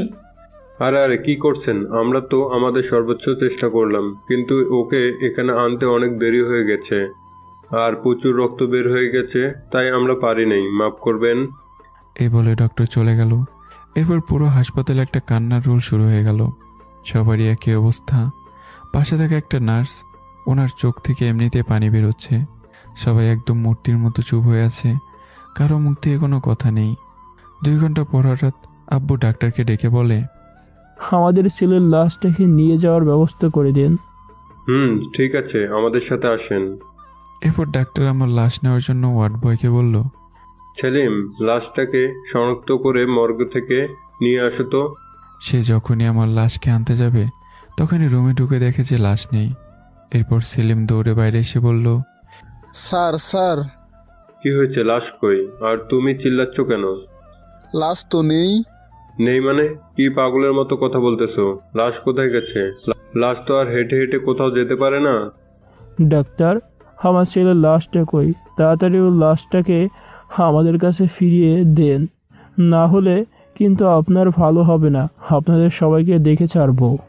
এই খবর যখন আম্মু শুনেছে যে লাশ নেই, দেখেছো অভির আব্বু, আমি বলছি না আমার ছেলে বেঁচে আছে। দেখছো তোমরা, আমার কথা সত্য হয়েছে। এই খবরটি শুনে সবাই অবাক হয়ে গেছে। এটা কি করে হতে পারে? রাইসার মনে তো এগুলো শুনে বেহুশ হয়ে পড়ে আছে। আমার লাশ খুঁজে পাওয়া যাচ্ছে না। এই খবর শুনে তো সবাই অবাক। সবাই ভাবছে একজন মরে যাওয়া মানুষ কিভাবে কোথাও যেতে পারে। এদিকে আমি হাসপাতাল থেকে বের হয়ে রাস্তা দিয়ে হাঁটছি আর মনে মনে ভাবছি আমি আর এদের মাঝে থাকবই না, অনেক দূরে চলে যাব। একদিকে আব্বু মোর বিয়ে তার বন্ধুর কোনো মেয়ের সাথে ঠিক করেছে, আর অন্যদিকে রাইসা মনে প্রবেশ করে বসলো।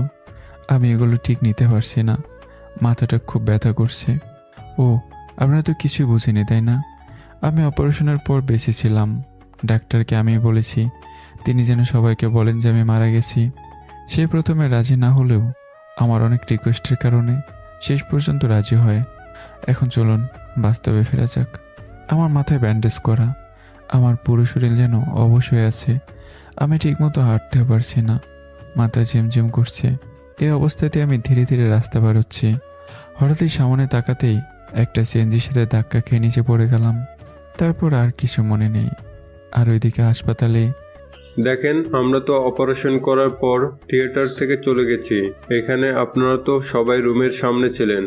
সো একটা লাশ কি করে আপনাদের সামনে থেকে হেঁটে যেতে পারে? এটা তো অসম্ভব। তাহলে আমাদের ছেলের লাশটা কি কেউ চুরি করে নিয়ে গেছে? আমরা কি আমাদের ছেলের শেষ দাফনটা করতে পারলাম না? এই বলে আব্বু কান্না করতে করতে নিচে বসে বলল, 5 মাস পর। সুমন, তুমি ঠিক মতো হাঁটতে পারছো না, তারপরে কেন বের হয়েছো? আরে কি বলো, দেখো তো আমি কি সুন্দর করে হাঁটতে পারছি। এই তো এখন পড়ে যেতে, আমি না ধরলে তোমাকে নিয়ে আর পারি না। আচ্ছা চলো, আব্বু মনে হয় ডাকছে। হুম, ঠিক আছে চলো। তারপর সুমাইয়া সুমনকে নিয়ে বাসায় যাওয়ার পর, কিরে মা, সুমনকে নিয়ে কোথায় গেছিস? আর বলো না আব্বু, তোমাদের জামাইটাকে নিয়ে আমি আর পারি না। কতবার নিষেধ করার পরও আমার কথা শোনেনি। দেখেছো এখনই পড়ে গেছে, মনে হয় ব্যথা পেয়েছে। আচ্ছা ঠিক আছে, জামাইকে এখন তো রুমে নিয়ে যা, আর পায়ে একটু মালিশ করে দিস। এই যে স্যার, চলেন। তারপর সুমন সুমাইয়ের সাথে তার রুমে ঢুকে, সুমন এখন ভালো ছেলের মতো সোজা হয়ে শুয়ে পড়ো। তো এমা, দিনে দুপুরে তুমি আমাকে শুতে বলছো কেন? তোকে শুতে বলছি না, এই তো চলে আসছি আমি, তুমি থাকো 1 মিনিট। এই বলে সুমাইয়া রুম থেকে বের হয়ে গেল। আর সুমন ভাবছে যে সুমাইয়া হঠাৎ কোথায় গেল। 2 মিনিট পর সুমাইয়া ভেতরে আসলো। সুমন তাকিয়ে দেখে যে মালিশ করা সব কিছু নিয়ে সুমাইয়া রুমে ঢুকলো। সময় এগুলো দিয়ে কি করবে? কেন, তোমার পায়ে মালিশ করে দেব। এমা, এগুলো দিয়ে মালিশ করলে তো আমি মরে যাইব। কুত্তা হনুমান, তোকে চুপ থাকতে বলছি না। হঠাৎ সুমন অনুভব করলো সুমাইয়া তার পাটাকে মালিশ করে দিচ্ছে। ছি ছি, এসব কি করছো সুমাইয়া? সুমনের এরকম ব্যবহারে সুমাইয়া অবাক হলো। কি করছি মানে? আমার বরের পা মালিশ করছি। কিন্তু আমাদের তো এখনো বিয়ে হয়নি। হয় নাই, তবে হবে তো সামনের মাসে। আমার ফিউচার বরের সেবা যত্ন করছি। আর কোনো কথা বলবে না, চুপটি করে শুয়ে থাকো। সুমন ভাবতেছে এরকম মেয়ার আছে নাকি, কে জানে, পাগলি একটা। মালিশ শেষ হওয়ার পর সুমাইয়া সুমনকে নিজের হাতে খাইয়ে দেয়। তারপর ওষুধ খাওয়ানোর পর, শোনো এবার একটু ঘুমাও। আমার ঘুমাচ্ছে না তো। আচ্ছা, আমি মাথায় হাত বুলিয়ে দিচ্ছি। না, তুমিও আমার পাশে এসে শুয়ে পড়ো। ঠিক আছে, পাগল ছেলে। এরপর সুমন সুমাইয়াকে হাত বুলিয়ে দিতে দিতে সুমনের যে কখন ঘুম আসছে সে নিজেও জানে না। যখন সুমনের ঘুম ভাঙল তাকে দেখে সুমাইয়া সুমনের বুকে শুয়ে আছে। সুমন তাড়াহুড়ো করে সুমাইয়াকে নিজের থেকে ছাড়িয়ে নিয়ে সাথে সাথে সুমাইয়ের ঘুমটা ভেঙে যায়। কি হলো সুমন, এমন করছো কেন? তুমি এখানে কেন? আমার বরের বুকে আমি থাকবো না তো কে থাকবে শুনি? আমাদের তো এখনো বিয়ে হয়নি। তাহলে? সুমাইয়া যখন কিছু বলতে যাবে দরজার ওপাশ থেকে সুমাইয়ার আব্বু বলল, সুমাইয়া মা, একটু এদিকে আয় তো। তারপর সুমাইয়া কাছে গিয়ে দরজা খোলে। কি হলো আব্বু? সুমন কি ঘুমাচ্ছে? এতক্ষণ ঘুমাইছিল, এখন ঘুম থেকে উঠে গেছে। আচ্ছা, আজকে তো ডাক্তার ফোন করেছে আমাদের হাসপাতালে যাওয়ার জন্য। ঠিক আছে, তবে সুমনকে নিয়ে যাব। নিয়ে যাব, সমস্যা নেই। তারপর সবাই মিলে রেডি হয়ে তারা হাসপাতালে যায়। চৌধুরী সাহেব, আমার সাথে এদিকে আসেন। ডক্টর, ছেলেটির এখন কি খবর? ভালো আছে তো? দেখেন, ওকে আমরা বাঁচিয়ে তো নিয়েছি ঠিক, কিন্তু ওর এতদিন এই অবস্থায় থাকা এবং মাথার আঘাত খাওয়ার কারণে ছেলেটির স্মৃতিশক্তি হারিয়ে ফেলেছে। ওর নামটা পর্যন্ত মনে নেই। কি বলেন এইসব? আচ্ছা, আপনি আমার সাথে কেবিনে আসেন। এরপর চৌধুরী সাহেব কেবিনে ঢুকে দেখেছে ছেলেটা শুয়ে আছে চোখ বন্ধ করে। চৌধুরী সাহেব ভাবতেছে, এত সুন্দর ছেলেটির এই অবস্থা কি করে হলো?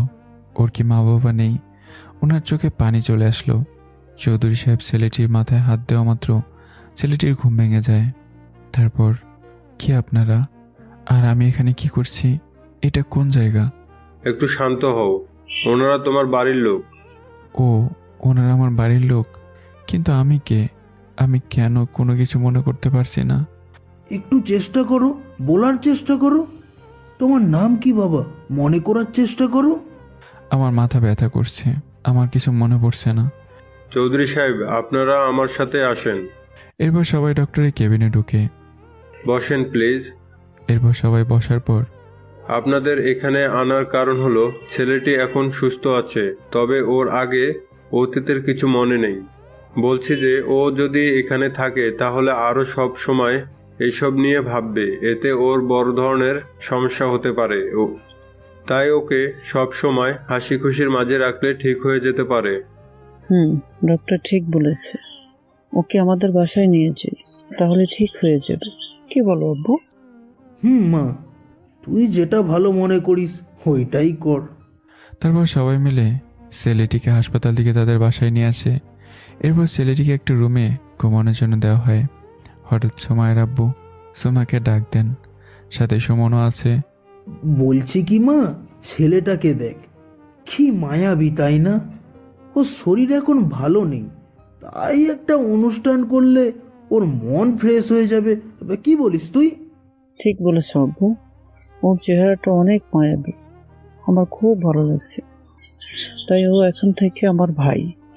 আমার কোনো ভাই নেই তো, আজ থেকে ও আমার বড় ভাই। তুই ভাই হলে আমি কি? আমি ওর আব্বু হব। তারপর সবাই যার যার রুমে চলে গেল। সকালে ছেলেটির ঘুম ভাঙার পর দেখে যে ও একটা রুমে শুয়ে আছে। হঠাৎ ছেলেটি রুম থেকে বের হয়ে দেখে সবাই নিচে বসে আছে। সুমাইয়া, সুমন, চৌধুরী সাহেব। হঠাৎ সুমাইয়ের নজর ছেলেটির উপর গেল। আরে ভাইয়া, এখানে দাঁড়িয়ে আছিস কেন? বাবা, তোমার কি শরীর খারাপ লাগছে? না, আমি ঠিক আছি, কিন্তু হঠাৎ মাথাটা একটু ব্যথা করছে। আমি ভাবছি মেয়েটি আমাকে ভাই বলে ডাকতেছে কেন? তাহলে কি ও আমার বোন? আচ্ছা, ওর কাছে জিজ্ঞাসা করি। আচ্ছা, তুমি কি আমার বোন? ভাইয়া, আমি তোর বোন। ও তোমার বোন? তাহলে আমি কি হই তোমার, বলো তো? তাহলে আপনি আমার আব্বু? এই তো, গুড বয়, আমি তোমার আব্বু হব। আচ্ছা, ইনি কে? ইনাকে তো চিনলাম না। সুমনকে উদ্দেশ্য করে বললাম, আমি তোমার দুলা ভাই, সুমাইয়ার বর। আপু, তোমার বিয়ে হয়ে গেছে? আচ্ছা, আমার নাম কি? সবাই চুপ হয়ে ভাবতেছে, আসলেই তো, আমার নামটা কি? হঠাৎ সুমাইয়া, ভাইয়া, তোর নাম তো নীল। ও নীল, তাহলে আমার নাম নীল। আচ্ছা, তোমরা কথা বলতে বলতে খাওয়ার কথা ভুলেই গেছো। আর নীল ভাইয়া, তুমি এত কিছু না বলে খাওয়া শুরু করো তো। তারপর সবাই মিলে খাওয়া দাওয়া করে নিল। এরপর চৌধুরী সাহেব যেটা বলল তা শুনে আমি মাথা ব্যথার কারণে অজ্ঞান হয়ে নিচে পড়ে যাই। এরপর সুমাইয়া আমার দিকে তাকিয়ে ভাইয়া বলে চিৎকার দিল। তখন সবাই পাশে তাকিয়ে দেখে যে আমি নিচে পড়ে আছি। সুমাইয়ার চিৎকারের কারণে চৌধুরী সাহেব আমাকে সে ধরে বলল, নীল বাবা, তোমার কি হয়েছে? চোখ খুলো বাবা, কি হয়েছে? তখন আর কোনো উপায় না পেয়ে ডাক্তারকে ফোন করলো। তারপর ডক্টর এসে, কি হয়েছে ওর চৌধুরী সাহেব? আসলে আমরা সুমাইয়া সুমনের বিয়ের ব্যাপারে কথা বলছিলাম। তখন আমি বলেছি যে আমার ভাগ্নি রাইসা আসবে, এই কথা বলা মাত্রই ওর মাথাটা ঘুরে গেল। আচ্ছা, আপনারা আমাকে একটু দেখতে দেন। তারপর ডক্টর আমাকে দেখার পর, চৌধুরী সাহেব, ওকে দেখার পর যা বুঝলাম, ও এই নামে হয়তো খুব ভালোভাবেই কাউকে চেনে, তাই এই নামটি শোনার কারণে মাথায় বেশি প্রেশার পড়েছে আর ও জ্ঞান হারিয়েছে। সাধারণত এই ধরনের রোগীর এরকম হয়। আপনারা চিন্তা করবেন না, ওকে সবসময় হাসি খুশি রাখার চেষ্টা করবেন। এর আগে যে ওষুধগুলো দিয়েছি ওগুলো নিয়মিত খাওয়াবেন। ডাক্তার চলে যাওয়ার পর চৌধুরী সাহেব চিন্তিত হয়ে বসে আছে আর সুমাইয়া কান্না করছিল। সুমাইয়া, এত চিন্তা করো না। নীল আমাদের সাথে থাকলে হাসি খুশি থাকবে, আর হাসি খুশি থাকলে এমনিতেই ঠিক হয়ে যাবে।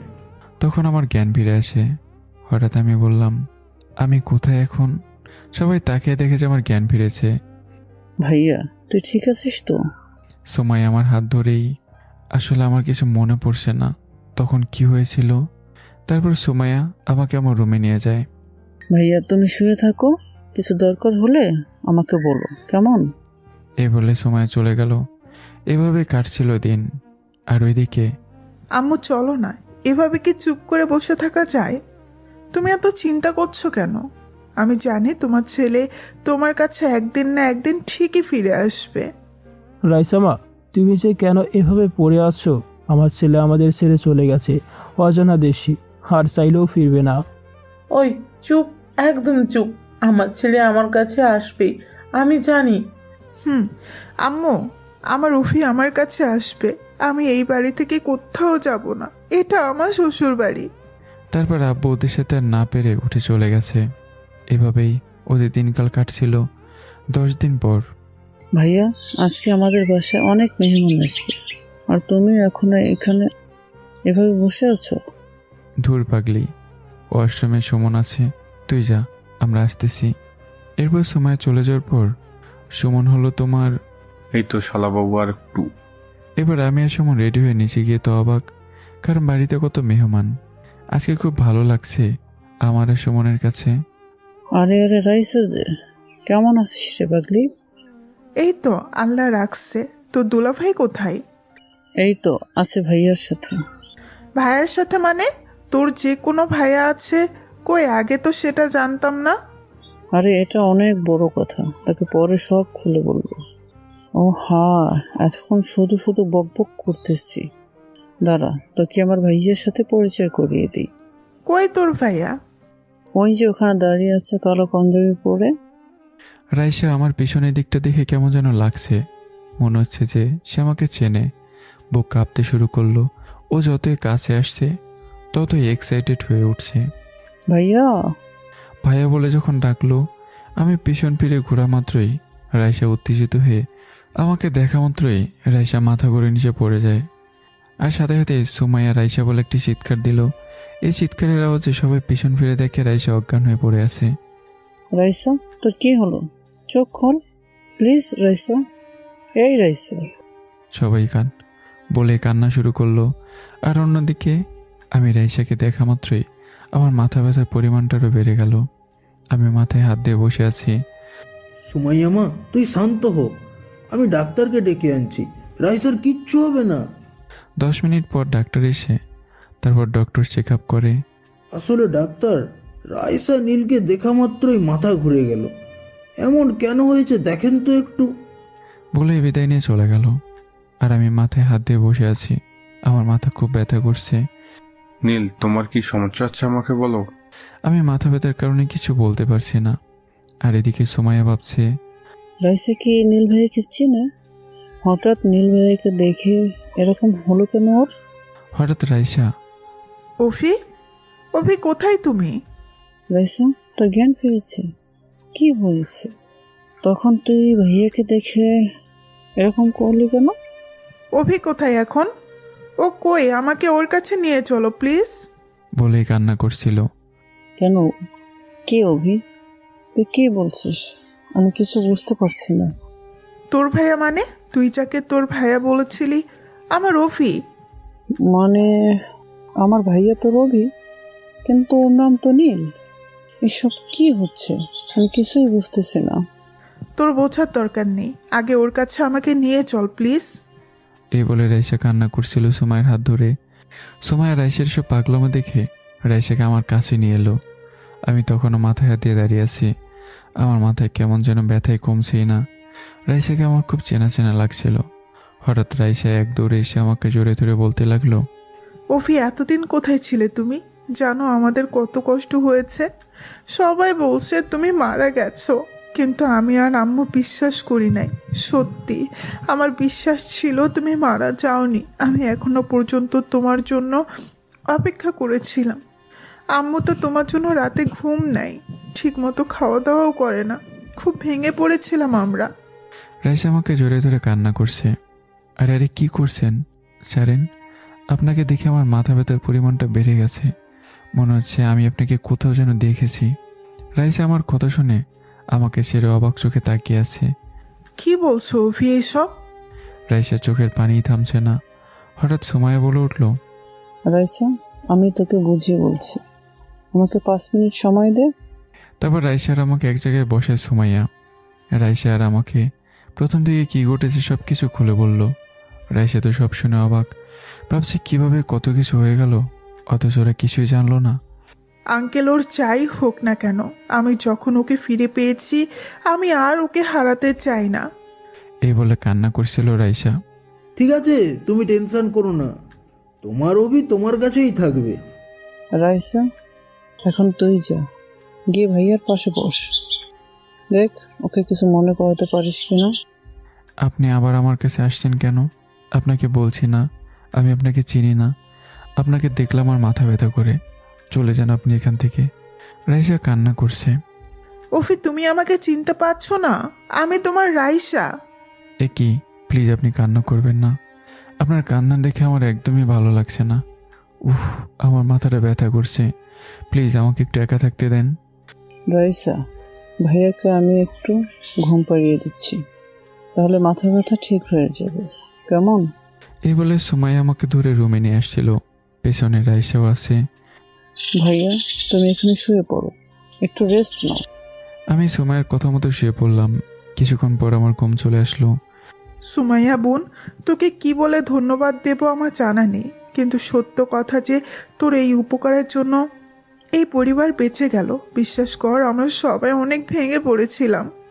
ধর পাগলি, আমরা বন্ধু তাই না? আর এই বন্ধুত্বের মাঝে no sorry no thanks. So বন্ধুর জন্য এতটুকু তো কিছুই নয়। তার চেয়ে বড় কথা, আমি তো জানতামই না যে তুই ওকে চিনিস। রাইসের সময়কে জোরে ধরে কান্না শুরু করে দিল। ওদের কর্মকাণ্ডগুলো দেখে সব মেহমান তো অবাক হয়ে আছে। তারা ভাবতেছে এতটা ভালোবাসা কখনো দেখেনি কেউ। এরপর ভালোভাবে অনুষ্ঠানটা শেষ হওয়ার পরে রাইসা ঘড়িতে দেখে রাত 1টা বাজে। এত রাতে রাস্তায় বের হলে খারাপ কিছু হতে পারে। দেশটা তো জানোয়ার দিয়ে পুরো ভরে গেছে। কয়েকদিন পরপরই শোনা যায় আজ এ মেয়ে তো কাল ওই বোন ধর্ষিত হচ্ছে। এই জানোয়ারগুলো প্রতিবন্ধী বাচ্চা কাউকেই ছাড়ে না। সরি গল্পের মাঝে এগুলো বলার জন্য। তারপর রাইসা, সুমাইয়া একটু এদিকে আয় তো। বোন তোকে একটা কথা বলতে চাই। মানে কথাটা হলো। থাক থাক, আমি বুঝতে পারছি। যা ভাইয়া এখন ঘুমাচ্ছে, তুই যা রুমে। ধন্যবাদ রে। এ বলে রাইসা আমার রুমে ঢুকে আমাকে দেখে আবার কান্না শুরু করে দিল আর বলল, আমার বাবুটা কত শুকায় গেছে। এরপর রাইসা কান্না করতে করতে আমায় জড়িয়ে ধরে, আমার বুকে শুয়ে পড়ে। সকাল উঠে দেখি যে রাইসা আমার বুকে শুয়ে আছে। এ কি, আপনি আমার রুমে কেন? আর আমার বুকে শুয়ে আছেন কেন? আমার বরের বুকে আমি থাকবো না তো কে থাকবে? বর মানে? পাগল হয়ে গেছেন নাকি আপনি? কে আপনার বর? কেন তুমি আমার বর? দূর থাকেন আপনি আপনার বরকে নিয়ে। এই বলে তাড়াহুড়ো করে রুম থেকে বেরিয়ে পড়লাম। আমি তাড়াহুড়ো করে সিঁড়িতে নামতে গিয়ে আবারও ঠাস করে পড়ে গেলাম। এরপর রাইসা আমাকে দেখেই ও ও অফি। আমি নিচে পড়ে আমার আর কিছুই মনে নেই। রাইসার চিৎকারের কারণে সবাই এসে দেখেছে রাইসা আমাকে জড়িয়ে ধরে কান্না করছে। রাইসা ভাইয়া কি হয়েছে বলেই সুমাইয়া কান্না করে দিল। আমি ওর বুকে ঘুমিয়েছিলাম। ও উঠে দেখে যে আমি ওর বুকে শুয়ে আছি। তখন ও রাগ করে দৌড় দিয়ে নামতে গিয়ে সিঁড়ি বেয়ে পড়ে গেল। এখন আর কোনো কথা বলছে না। এই বলে রাইসা কান্নায় ভেঙে পড়ল। আরে সবাই এভাবে কান্না করলে হবে নাকি? ওকে তাড়াতাড়ি হাসপাতালে নিতে হবে। তোমরা কোনো চিন্তা করো না, বাইরে গাড়ি রাখা আছে, তাড়াতাড়ি ধরো ওকে। তারপর সবাই মিলে আমাকে ধরে গাড়িতে উঠিয়ে হাসপাতালের দিকে রওনা দিল। হাসপাতালে পৌঁছানোর পরে ডাক্তার প্লিজ কিছু একটা করেন, ওর কি হয়েছে? এই বলে ডক্টর আমাকে অপারেশন থিয়েটারের ভিতরে নিয়ে গেল। বাইরে সবাই অপেক্ষা করছে, আর এদিকে রাইসা আমার বাড়িতে ফোন করে। হ্যালো আব্বু। কি হলো মা, তুমি কান্না করছো কেন? কি হয়েছে? তারপর আমাকে দেখা থেকে শুরু করে যা কিছু হয়েছে সব কিছু খুলে বলে, আর তাড়াতাড়ি হাসপাতালে আসার জন্য বলল। আব্বু এই কথা শোনা মাত্রই, কই গো অভিরাম্মু? কি হয়েছে? এভাবে ডাকছো কেন? এমা, তুমি কান্না করছো কেন? খুশিতে কান্না করছি। খুশিতে কান্না করছো মানে কিসের খুশি? তোমার ছেলেকে পাওয়া গেছে। কথা বলা মাত্র আম্মু পাথরের মতো দাঁড়িয়ে আছে। কি পাওয়া গেছে? আমার ছেলে কোথায়? আমি জানতাম আমার ছেলে বেঁচে আছে। আমাকে আমার ছেলের কাছে নিয়ে যাও। আমাদের বৌমা বলছে ও হাসপাতালে আছে। তারপর আম্মু আর আব্বু হাসপাতালের উদ্দেশ্যে বের হয়ে 20 মিনিট পরে হাসপাতালে পৌঁছে যায়। রাইসা, আমার ছেলে কোথায়? একটু শান্ত হন, আম্মু ওকে উঠিতে নিয়ে গেছে। 10 মিনিট পরেই ডক্টর বের হয়। ডাক্তার, আমার ছেলে কই? ও ঠিক আছে তো? ঠিক আছে, প্রথমে আপনি যান, ও আপনার ছেলে। আম্মু আমার রুমে ঢুকে আমাকে দেখা মাত্রই কান্না করে দিল। এরপর আমাকে জড়িয়ে ধরে বলল, বাবা তুই আমাকে ছেড়ে এতদিন কোথায় ছিলি? আমি চোখ খুলে দেখি আম্মু আমাকে জড়িয়ে ধরে কান্না করছে। আম্মু। বাবা, তোর জ্ঞান ফিরেছে? হ্যাঁ আম্মু, আমি কোথায় এখন? তারপর দরজার দিকে তাকিয়ে দেখি সবাই রুমে ঢুকছে। উফি তুমি ঠিক আছো তো? ঠিক আছি, কিন্তু ওনারা কারা? বাবা, তুমি আমাকে চিনতে পারছো না? আব্বু, ভাইয়া এখন আমাদের আর চিনবে না, ওর স্মৃতি চলে আসছে। চলো আমরা চলে। দাঁড়াও সুমাইয়া, আমার সব মনে আছে। এই কথা বলা মাত্রই সুমাইয়া এসে আমাকে জোরে ধরে কান্না করে দিল। আরে পাগলি, কান্না করছো কেন? তোমাকে এই কদিনে নিজের ভাইয়ের থেকে বেশি ভালোবেসেছি। রাইসা, মনি কোথায়? ওকে তো দেখতে পাচ্ছি না। কি হলো, তুমি চুপ করে আছো কেন? মনি কোথায়? আসলে উফি। রাইসা কিছু না বলেই আমার হাতে একটা চিঠি দিয়ে আমার বুকে মুখ লুকিয়ে কান্না করছে। আমি চিঠিটা খুলে পড়া শুরু করে দিলাম। প্রিয় অভি, যেদিন আমি তোমাকে কলেজে প্রথম দেখেছি সেই প্রথম দিন থেকে আমার তোমাকে ভালো লেগে যায়। তাই প্রথমে আমি তোমার সাথে বন্ধুত্ব করার জন্য কত কিছু করি। এরপর তোমার সাথে বন্ধুত্ব হবার পর তোমার সাথে মিশে বুঝলাম তুমি খুব সহজ সরল, তোমার মনটা খুব ভালো। তারপর তোমার রাইসার সাথে ঘটে যাওয়া ঘটনাগুলো নিয়ে খুব ভাবতাম, আর ভাবতাম যে আমি তোমাকে হারিয়ে ফেলবো। আমি তোমাকে ওই কয়েকদিনে খুব ভালোবেসে ফেলেছিলাম, যা বলে বোঝানো যাবে না। যখন তুমি রাইসার সাথে কথা বলতে তখন আমার খুব হিংসে হতো। তাই একদিন সিদ্ধান্ত নিলাম তোমাকে প্রপোজ করব। যেদিন তোমাকে আমার ভালোবাসার কথা জানাবো সেদিন আমি অনেক খুশি ছিলাম। তারপর প্রপোজ করেই ফেললাম, কিন্তু তুমি আমায় ফিরিয়ে দিলে। তখন আমার খুব কষ্ট হচ্ছিল। এরপর আবার যখন শুনলাম রাইসাও তোমাকে ভালোবাসে তখন আমি চাইছিলাম তোমার জীবন থেকে সরে যেতে, তাই যাচ্ছিলাম। কিন্তু হঠাৎ তোমার অ্যাক্সিডেন্ট হবার, তোমার মৃত্যুর খবর শুনে আমি পাগলের মতো হয়ে গেছিলাম। আমি তোমার বাসায়ও খোঁজ নিয়ে দেখলাম এবং জানলাম খবরটা সত্যি। কিন্তু রাইসা আর আন্টি বলছিল যে তুমি বেঁচে আছো, কিন্তু বাকি সবাই বলছে যে তুমি অ্যাক্সিডেন্টে সত্যিই মারা গেছো। ওরা তোমার শোকে এমন বলছে। আমি এগুলো মেনে নিতে পারছি না, তাই আমি সিদ্ধান্ত নিলাম তুমি যখন আমাকে ছেড়ে চলেই গেছো তো আমি বা বেঁচে থেকে কি করব।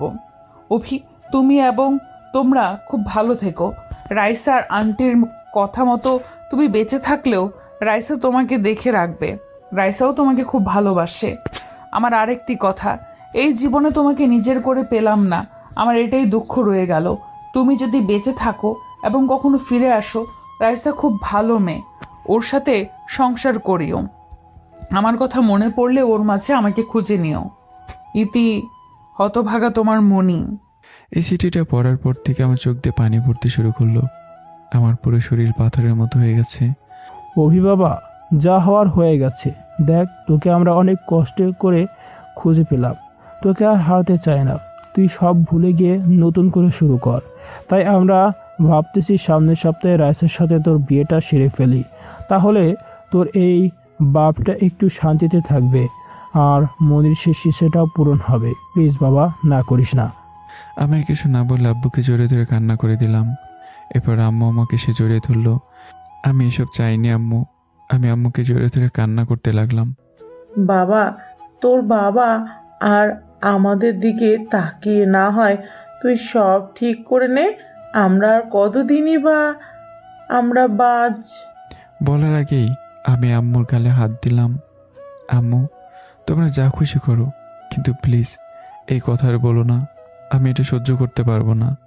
তারপর সব হাসপাতালের ফর্মালিটিগুলো পূরণ করে আমাকে বাড়িতে নিয়ে আসলো। আমার সব সেবা যত্ন রাইসাই করতেছে। আমি জানি রাইসা আমাকে খুব ভালোবাসে, কিন্তু আমি মনির কথাও কিছুতে বলতে পারছি না। এভাবেই 3 দিন চলে গেল। এই সময়ের মধ্যে আমি একটু সুস্থ হয়ে নিলাম, তবুও হাঁটতে কষ্ট হয়। রাতে বিছানায় শুয়েছি, আমার কিছুতেই ঘুম আসছে না। সব পুরনো কথা মনে পড়ছে আর আমার চোখ দিয়ে পানি ঝরতে লাগলো। আমি রুম থেকে বের হয়ে কষ্ট করে হেঁটে সোজা ছাদে চলে গেলাম। সেখানে আমি চুপ করে আকাশের দিকে তাকিয়ে আছি। হঠাৎই আমার কাঁধে কে যেন হাত দিল। পেছনে তাকিয়ে দেখি যে রাইসা। রাইসা, তুমি কখন এলে? এই তো এখন। তুমি আকাশে কিভাবে কি দেখছো? কিছু না, এমনিই তাকিয়ে আছি। আমার কিছুই ভালো লাগছে না। তারপরে আমি হঠাৎ রাইসাকে জড়িয়ে ধরলাম। কি হলো উফি, তুমি কান্না করছো কেন? তুমি ঠিক আছো তো? আমার জন্য তোমাদের সকলের কত কষ্ট করতে হয়েছে, আমি কিভাবে ভালো থাকি বলো? ধুর, এসব কথা বাদ দাও তো। তারপর আমরা দুজনেই দোলনায় গিয়ে বসলাম। আমি রাইসার কোলে মাথা দিয়ে শুয়ে আছি। খুব ভালো লাগছে। এভাবে কিছু সময় থাকার পর যে যার রুমে চলে গেলাম। তারপর আমি রুমে গিয়ে ঘুমিয়ে পড়লাম। এরপর সকালবেলা আমি ঘুম থেকে উঠে ওয়াশরুমে চলে গেলাম। আমি ওয়াশরুম থেকে বের হয়ে হঠাৎ পা স্লিপ করে বিছানায় পড়ে গেলাম। মা, নিচে তো নরম লাগছে কেন? আমি তাকিয়ে দেখি যে আমার নিচে রাইসা। আমি তো অবাক। রাইসা, তুমি এখানে? কি হলো, তুমি উঠছো কেন? আমার তো ভালোই লাগছিল। দূর, আমি ইচ্ছে করে পড়িনি। আর এখন যাও, আমি চেঞ্জ করব। তো করো, তোমাকে ধরে রাখছে কে? মানে তোমার সামনে করব নাকি? তো কি হয়েছে, আমি তো আর পর কেউ না। রাইসা, ঠিক আছে ঠিক আছে, যাচ্ছি। এখন কিন্তু ছেড়ে দিচ্ছি, বিয়ের পর আর ছাড়বো না। বলে চলে গেল। এভাবে আরো কয়েকদিন পার হয়ে গেল। কাল আমাদের বিয়ে। আমি রাইসার আমার বিয়ে। আমি রাতে ছাদের কোণে বসে আছি আর কি যেন ভাবছি। হঠাৎ আমার নাম ধরে কে যেন ডাকলো। এরপর পিছন ফিরে যাকে দেখলাম, তাকে দেখে তো আমি অবাক, কারণ আমার সামনে মনি দাঁড়িয়ে আছে।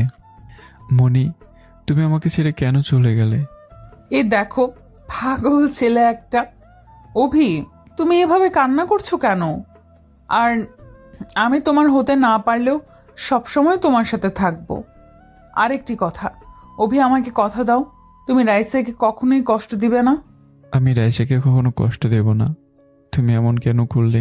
আমার কাছে আবার ফিরে এসো। আরে পাগল, আমি তো কোথাও যাচ্ছি না। আর এখন আমাকে যেতে হবে। আমি সব সময় তোমাদের সাথে থাকবো। এখন আমাকে হাসি মুখে বিদায় দাও অভি, আর ভালো থেকো। মনি, আমি চারপাশে ঘুরে দেখলাম, মনিকে আর দেখলাম না। আমি তখন ছাদে বসে বসে কান্না করছিলাম। আমি নিজের জন্য মনিকে হারিয়ে ফেললাম। এভাবে কান্না করার পর আমার মাথা ব্যথা করছে, তাই আমি রুমে গিয়ে শুয়ে পড়লাম। সকালে উঠে দেখি যে আমাদের বাড়িকে অনেক সুন্দর করে সাজানো হয়েছে। এভাবে আরও কিছু সময় কেটে যাওয়ার পর আমাকে রেডি করা হলো। আমাকে বর সাজিয়ে রাখা হয়েছে। রাইসাকে আমার সাথে বসিয়ে রাখা হয়েছে। বউয়ের সাজুকে দেখে খুবই ভালো লাগছে। ওর মুখের কোণে হাসি যেন লেগে আছে। আমার মনে হচ্ছে ওর হাসিটার মধ্যে অনেক কিছু আছে। অবশেষে সব নিয়মকানুন মেনে বিয়েটা সম্পন্ন হলো। এরপর রাইসাকে আমার রুমে দেওয়া হলো। আমি এখন ছাদে বসে বসে ভাবছি কত কিছুই না ঘটে গেল, আর আকাশের দিকে তাকিয়ে আছি। হঠাৎই, কিরে বাবা, তুই এখানে? আর বৌমা তোর জন্য বসে আছে, যা রুমে যা। আমি রুমের সামনে দাঁড়িয়ে আছি। আজকে কেমন যেন লাগছে।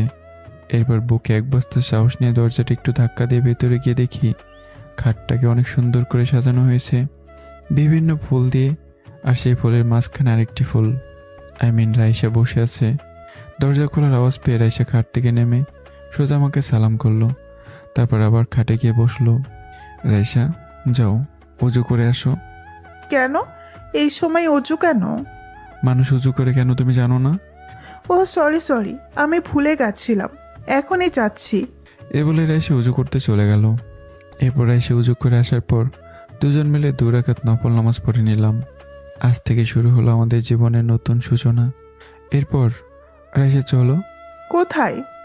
আমি আর কোনো কথা না বলেই সোজা রাইসাকে কোলে করে সিঁড়ি দিয়ে ছাদের দিকে নিয়ে গেলাম। তারপর রাইসা আমার গলাটা শক্ত করে জড়িয়ে ধরলো। আমি ছাদে গিয়ে রাইসাকে দোলনায় বসে বললাম, রাইসা, তুমি আমাকে কখনো ছেড়ে চলে যাবে না তো? তুমি যদি আমাকে ছেড়ে চলে যাও তাহলে আমি কিন্তু পুরোটা বলতেই পারিনি।